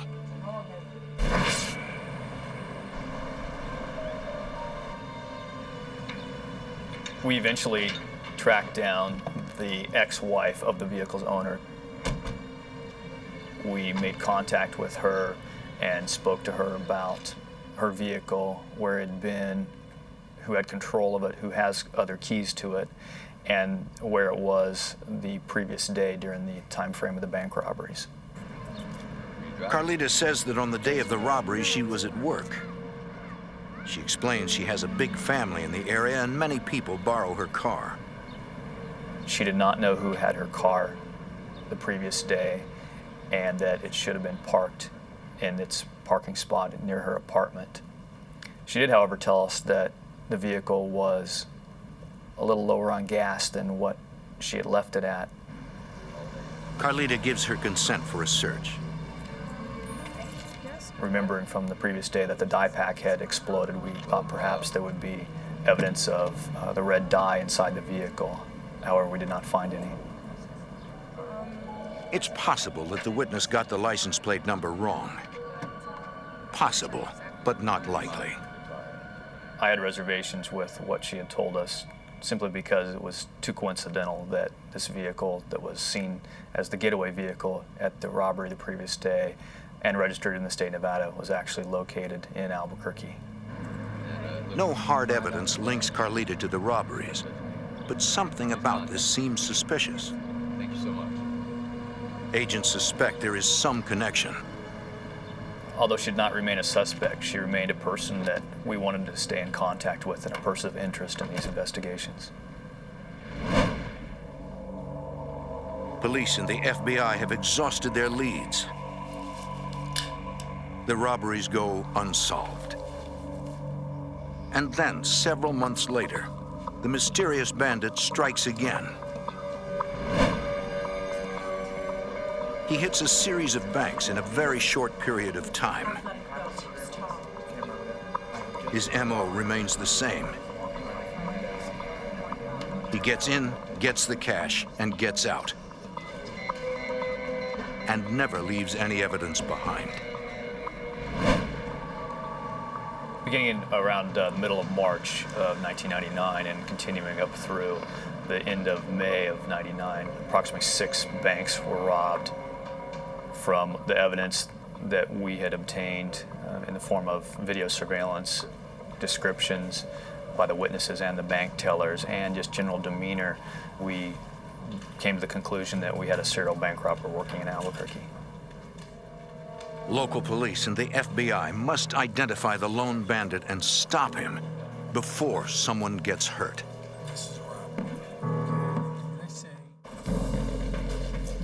A serial bank robber terrorizes Albuquerque, New Mexico, sometimes striking multiple banks in one day. Local police and the FBI work together to identify him and stop his rampage. As the bandit's spree continues, he grows more aggressive, according to FBI Special Agent John Tanberg. He began to take more money by going behind the teller counters and causing the tellers to take money out of several teller drawers. The robber becomes more unpredictable and violent. Agents begin to fear that the longer he continues robbing banks, the more likely someone is going to get hurt, or worse. There were occasions when it appeared that the offender may be utilizing narcotics, because there were occasions when he was quite physical with people that seemed very inappropriate. It appeared that the offender was becoming more and more desperate in that regard. He's now much more willing to use his gun. He surprises tellers by announcing the money will go to starving children in Mexico. After one robbery in June, the FBI gets better security camera photos of the gunman. With no physical evidence, the photos are agents' best lead. We like to have public interest as active as possible when we have a serial offender. We'll get the media to cooperate and to place the information into the newspaper columns, television.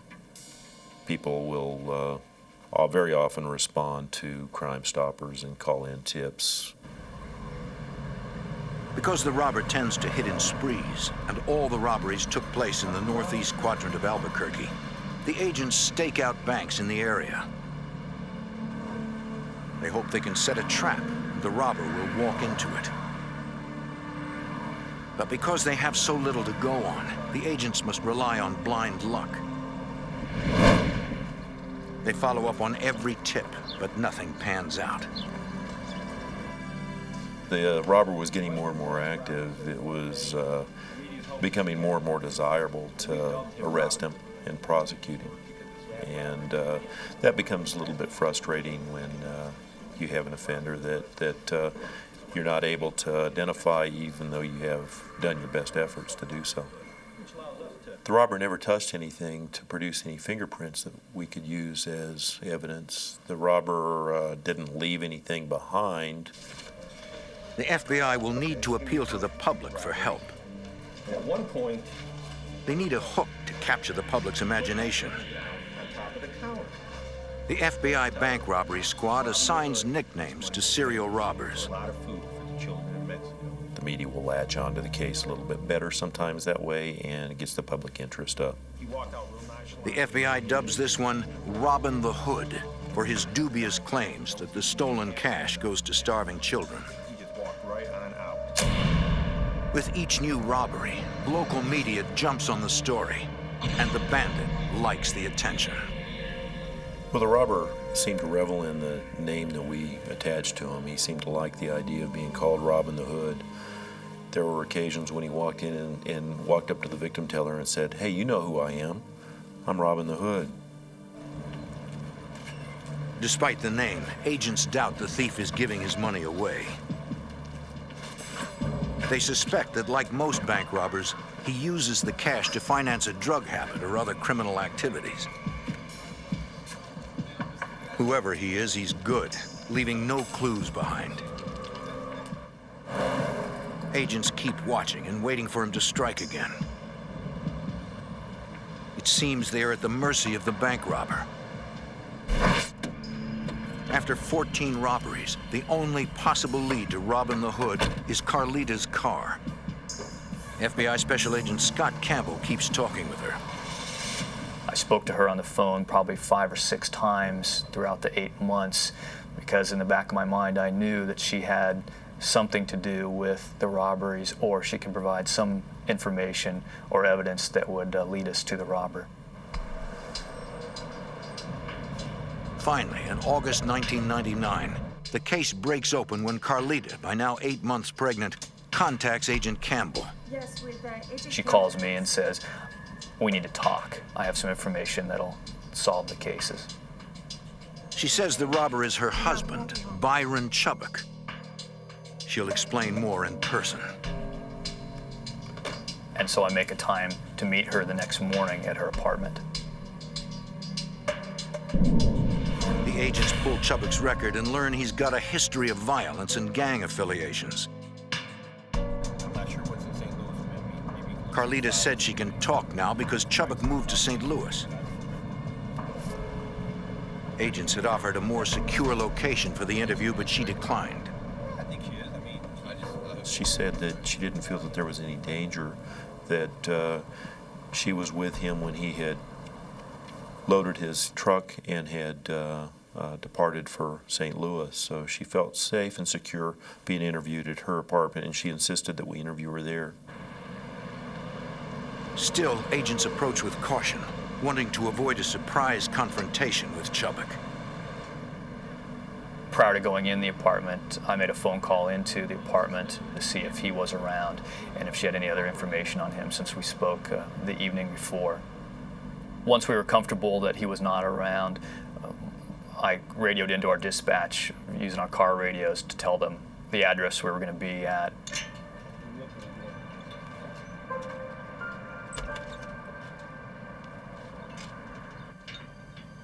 As we entered the apartment, Agent Tamberg and I just made a quick cursory look around to ensure that no one else was there. Carlita positively identifies the man in the bank photos as Byron Chubbuck. She confirms he's a member of Albuquerque's notorious Brewtown gang and says lately he's been growing more violent. And she told us that the reason why she was coming forward at this time is that she was scared for her life and that of her unborn son. Things are getting way out of hand. Carlita pleads with him to arrest Chubbuck quickly. Out of my life, and I want him out of here. He had threatened her and other family members that even if he wasn't around, if they ever talked to law enforcement, that his gang would kill them and other members of their family, or else create great harm to their family.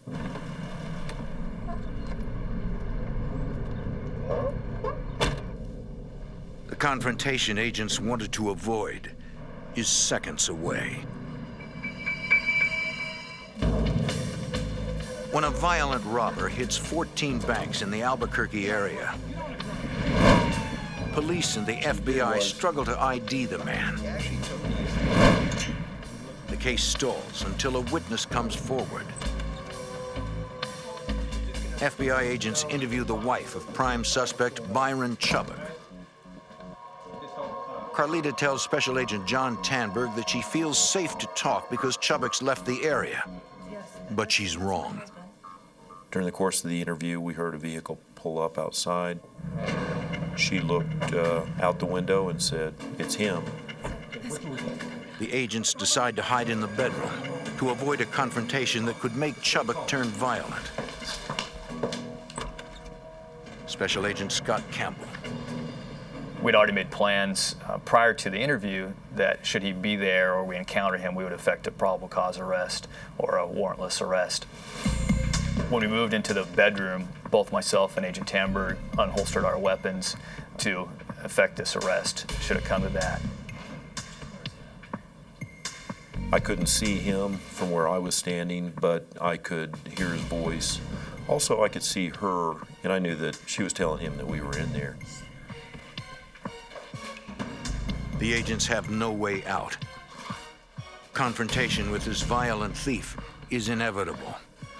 When you undergo this type of activity, time changes its dimension, and a split second seemed like about 5 minutes.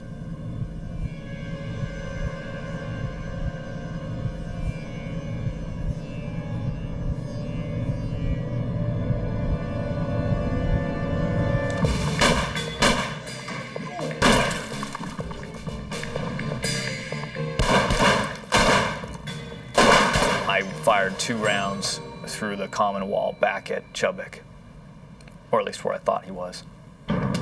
He paused in his shooting for a period of time, and I had become aware that possibly a half dozen rounds had gone off, and it appeared that he was reloading, and I was prepared in a position to shoot him if he did come into the room. A figure appears. Thinking that was Chubbuck, I began to pull the trigger.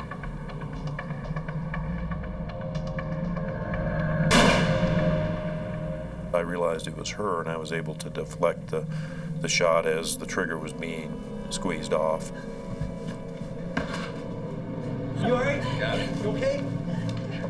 You sure? Yeah. Okay, stay right here. They clear the place. He's gone. It's amazing that there weren't any injuries sustained by myself and Scott Campbell. I think we both acknowledged that a greater power was watching over us that day because we had bullets that were coming through the wall at us, firing all through the room, and we didn't sustain any injuries of significance. Target house, thank you.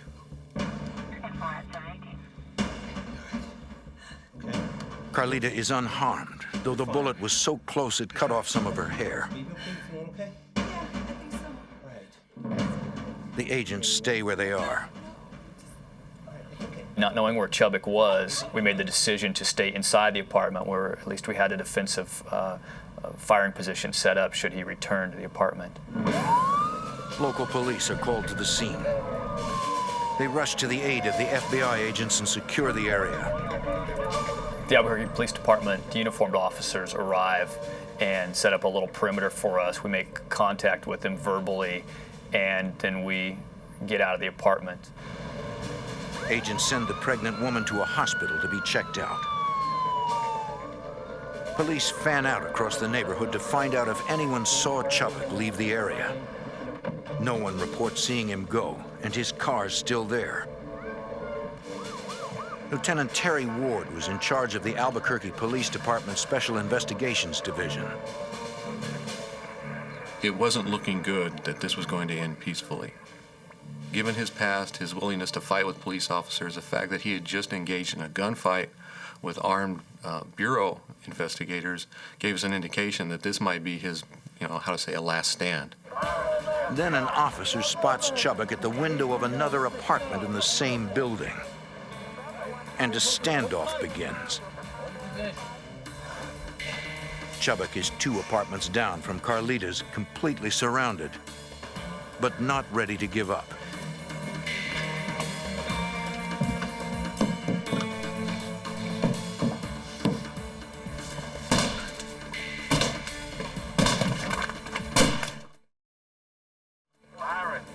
The Albuquerque Police Department had their hostage negotiator on the scene, trying to work with him, trying to get him to surrender, but there was no response. Though authorities outside don't know it yet, the gunman keeps moving, making his way back to the scene of the shootout. Byron, it's the FBI. For 3 tense hours, there's no response from Chubbuck. But then Chubbuck makes a break from Carlita's apartment. Took him down with a beanbag round from a shotgun. That's a round that's not a lethal form, but it will stun a person.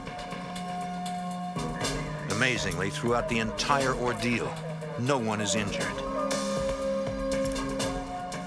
Investigators arrest Chubbuck and transport him to the FBI office for booking.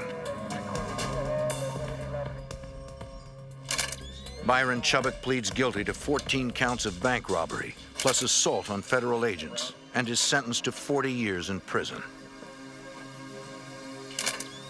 Agents recover only a few dollars of the cash he stole. We never believed that the money was being used to feed starving children. In particular, in retrospect, after getting to know Byron Chubbuck, the last thing he would do would be to feed starving children. His main interest was to feed his narcotics habit. But Chubbuck doesn't plan to spend the next 40 years in jail. On December 21st, 2000, he announces he wants to fire his court-appointed lawyers and withdraw his guilty plea, a calculated move, one which requires him to attend a court hearing. U.S. Marshal Senior Inspector Eric Neighbor. After the hearing that day, he was being transported back to the Santa Fe Correctional Facility in Santa Fe County. He had obtained a handcuff key and was able to unlock his restraints from his hands and from his ankles and was able to kick the van window out and escape through the van window. The driver heard a bang, and when he looked to see where it was, he thought he was in a traffic accident of some sort. Saw that Byron was halfway out the window. The guards try to stop him, but he's moving fast and they can't leave the other prisoners. Get back! Byron Chubbuck is on the run.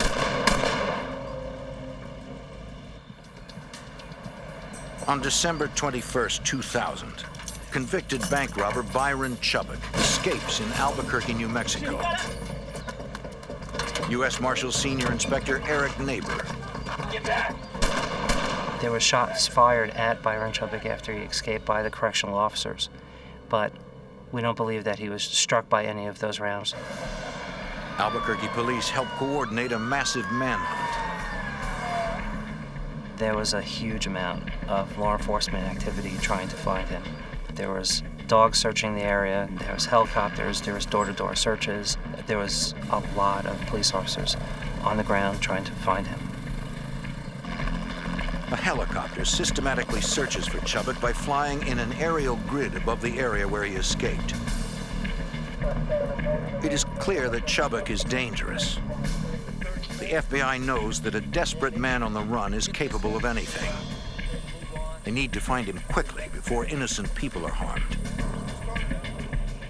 As time passes with no sign of the fugitive, they are forced to widen the search area. Investigators from 6 agencies try to lock the area down. They set up roadblocks. They search street by street, house by house. Despite the massive effort, they come up empty. Soon they learn why. A local woman calls police to report she'd been carjacked.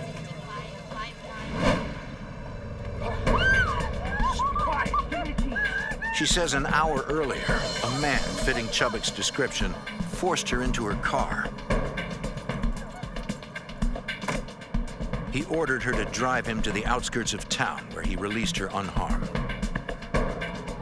She's able to tell us where she dropped him off and what time, and gives a description of what he was wearing at that time. Investigators focus the search there, but find nothing, and call off the manhunt at 9 p.m. By now it's been hours. He could be hundreds of miles away.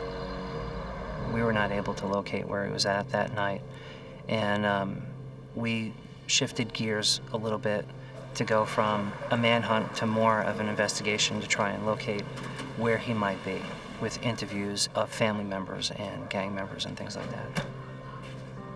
Chubbuck could not have disappeared without help. Investigators pressure every known associate of the fugitive, yet all they get is resistance. Look, I just told you, I don't know. Look, hey, get on the car. The infamous Brewtown gang will not give up one of their own. Because of Chubbuck's desperate, violent actions, the U.S. Marshal Service places him on their 15 most wanted list. After Chubbuck escaped, he was highly motivated to keep himself from being captured again. I believe that he would use any means at his disposal to keep himself from being put back into jail, which made him a dangerous person. For days, the FBI watches places where the gang is known to hang out. They are looking for any suspicious activity. And they continue talking to people on the street. The FBI also monitors any recent bank robberies to see if Chubbuck has struck again. But the robber is strangely silent. For more than a week, there's no sign of the fugitive. Law enforcement knows Chubbuck has a heavy drug habit. Soon he'll need cash for more methamphetamines, a drug that makes the user feel powerful, paranoid, and super aggressive. To get the money, authorities believe he will begin robbing banks again, which will aid the effort to locate and apprehend the fugitive. While under the influence of the drug, there's no telling what he'll do next. We felt that it was, he was the highest priority to get back into custody. But some investigators suspect Chubbuck is no longer in the country. Albuquerque Police Department Lieutenant Terry Ward. He had connections in Mexico. He could have easily fled to Mexico and hidden there. I didn't really think he would stay in the metropolitan area because his name and face was very familiar to everybody. Put the money in the bag! On January 16th, 2001, a year and 5 months since his last heist, Chubbuck bursts back onto the scene in his old neighborhood. He robs a stunning 6 Albuquerque banks in a single day. A week later, he robs 3 more over 2 days. Come on, come on, come on! Special Agent John Tanberg has chased him from the beginning. Chubbuck was a very, very brazen robber. He robbed banks that had been previously robbed by him. He didn't seem to care that the bank employees knew him already. Each time, he brags to his victims that he's robbing the hood. Please. Robbing the hood, baby! Robbing the hood! And each time, the police and FBI find no evidence. Nothing that could lead them to their elusive bank robber. He became more and more successful in his robberies, and he was more and more in the position to taunt law enforcement. We didn't receive significant physical evidence during the course of these robberies, and they occurred very often. With each new heist, the fugitive's legend grows. The investigation trying to apprehend Byron Chubbuck was the biggest case in Albuquerque in recent time. He was featured almost every night on the local news with pictures and photographs and Crime Stoppers telephone numbers and things like that to try and help apprehend him. And we got a lot of phone calls about his whereabouts or possible whereabouts. Although agents chase every lead, Chubbuck remains elusive. The FBI suspects members of his Brewtown gang are protecting him. A dangerous band of hardened criminals. The gang has the network to hide a fugitive and the means to fight back. Albuquerque investigators are hunting for Byron Chubbuck, a violent bank robber on the run after a brazen escape from jail. He's being chased by multiple agencies, according to U.S. Marshal Senior Inspector Eric Neighbor. The Albuquerque Police Department, the FBI, and the United States Marshal Service entered into a task force to aid each other in apprehending Byron Chubbuck. We pooled our resources together so there wouldn't be 3 different departments searching for the same person. Despite a massive manhunt, Chubbuck is continuing to rob banks in Albuquerque. Albuquerque Police Department Lieutenant Terry Ward. He was robbing banks and getting away with it. So as long as he kept getting away with it, he would keep doing it. And that was one of the reasons we got together with the other agencies, in that he had to be stopped. He wasn't going to stop on his own. He wasn't going to leave, so he was still creating a problem for us. Securing warrants, investigators tapped the phones of several of Chubbuck's associates. Intercepted conversations suggest the fugitive has fled across the border to Mexico. The FBI alerts the Border Patrol and contacts the Mexican Federal Police, asking them to watch for Chubbuck.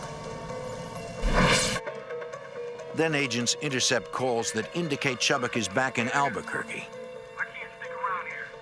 But the conversations are vague, with no direct reference to where he's hiding.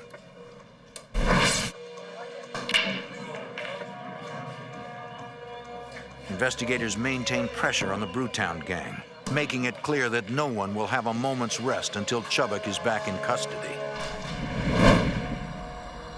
It works.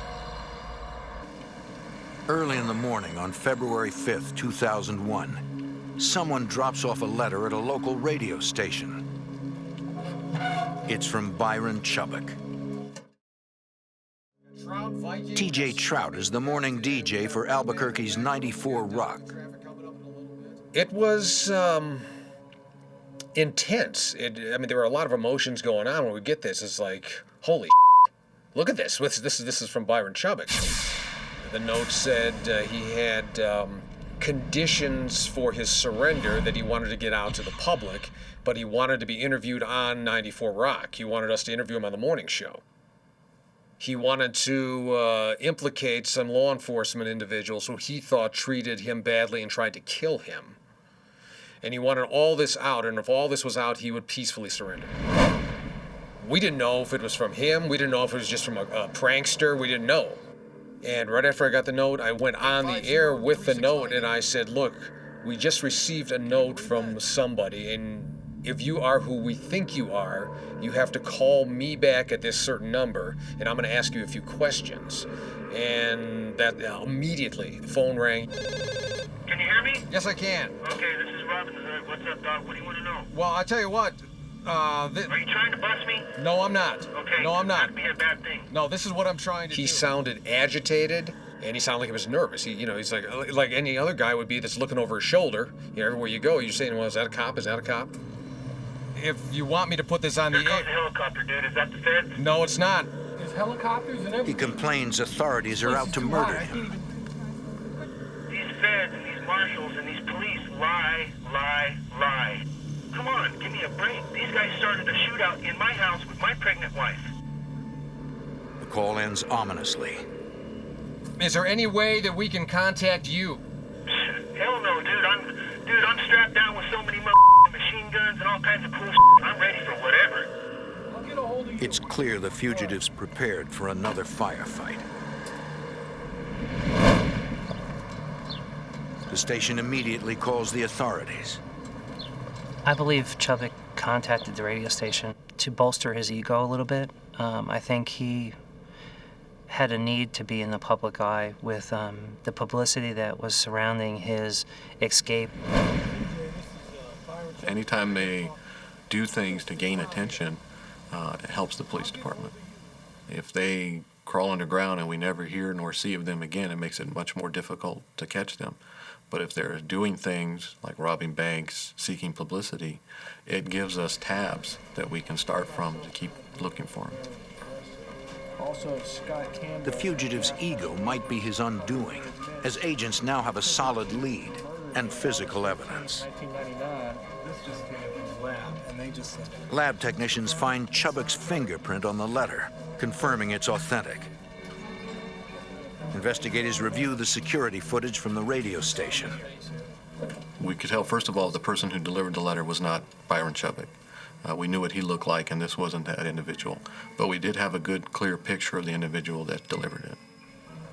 And this eventually proved the straw that broke the camel's back. One police detective recognizes the man as a sometime member of the Brewtown gang. His name is Ronald Baker. Our mindset was that we would follow this individual without his knowledge, and he would lead us to Byron Chubbuck. The Albuquerque gang squad sets up surveillance on Baker's mobile home. At one point, they see a man who resembles Chubbuck, but it's too dark for a positive ID. Somehow, they have to get inside that trailer. On the trail of fugitive Byron Chubbuck, Albuquerque authorities surveil a mobile home they think he's hiding in. At the same time, agents learn one of Chubbuck's gang associates has been arrested on state carjacking charges. It's a good deal if you agree to wear a wire. They use tougher federal sentencing rules to pressure him to cooperate, according to Special Agent John Tanberg. We decided that it would be a simple matter to charge him federally so that there would be a penalty of significance that could be utilized as a means by which he would be persuaded to work for us. The man doesn't want to do it, worried about gang retribution. But with no parole in the federal system, the man is looking at years of prison time. Investigators offer to revert to state charges, which would make him eligible for parole, if he cooperates. In the end, his fear of prison prevails, and he agrees to turn informant. The plan is to wire the informant with a recording device and send him into the trailer to see if Chubbuck's there. Go in there, sit down, and think about the wire. We'll give you time to get comfortable with it, but These guys, can you do a test on that? Just relax, get comfortable with that wire. let's just go. It's a dangerous assignment. If the gang realizes he's cooperating, they'll likely kill him on the spot.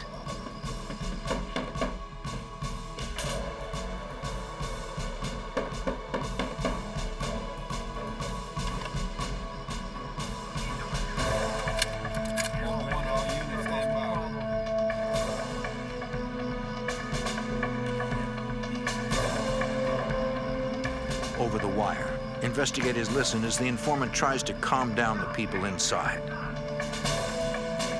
It's tense. Something's definitely going on. The informant asks about Chubbuck, but the men say he's not there. Nobody back there. When the tension grows, it's too much. It's time for the informant to get out.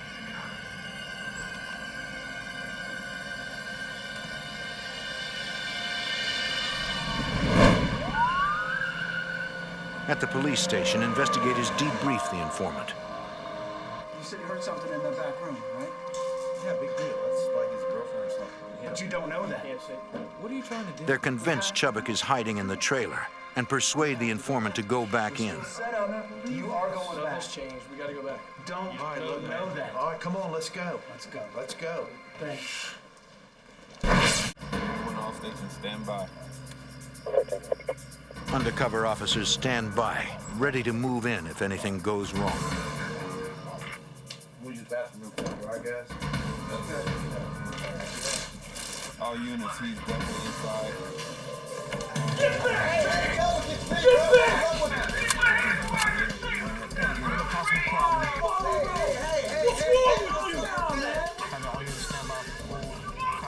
He's okay, man. He's all right. Eventually, everyone calms down and no one gets hurt. Sorry, man. I need a place to stay, man. Can I crash on the couch? Yeah, man. Sorry, man. Sorry. Look, man, I'm gonna tell my buds. I'll be right back, all right? Man, I hope you're all right, man. I'm sorry about that. I'm just gonna go. I'm gonna tell my buds, man. I'll be right back, all right, man? Senior Inspector Eric Neighbor. He exited the mobile home and informed police that Byron Chubbuck was indeed inside that mobile home. Albuquerque Police Department Lieutenant Terry Ward. The informant told us that Chubbuck was very paranoid and very jumpy. Most career criminals are paranoid. They trust very few people. They're constantly looking behind their backs. They keep very low profiles. They move quite often. So they are paranoid, and sometimes it can even be a drug-induced paranoia.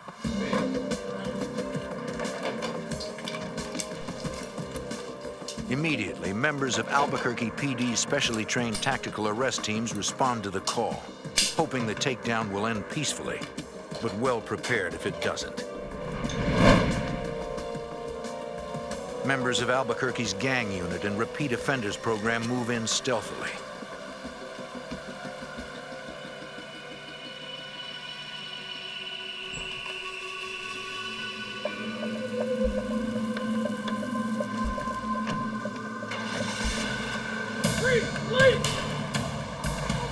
The men refuse orders to stop. Investigators scramble to contain Chubbuck, determined to stop the dangerous fugitive. But Byron Chubbuck has never given up easy. Detective Richard Lewis speeds toward the scene. Seconds later, Lewis spots the car Chubbuck's in. When Detective Lewis realized that the vehicle coming at him was indeed Byron Chubbuck, the person we had been looking for, he made a decision to stop the vehicle right then and there. Lewis decides to force a crash.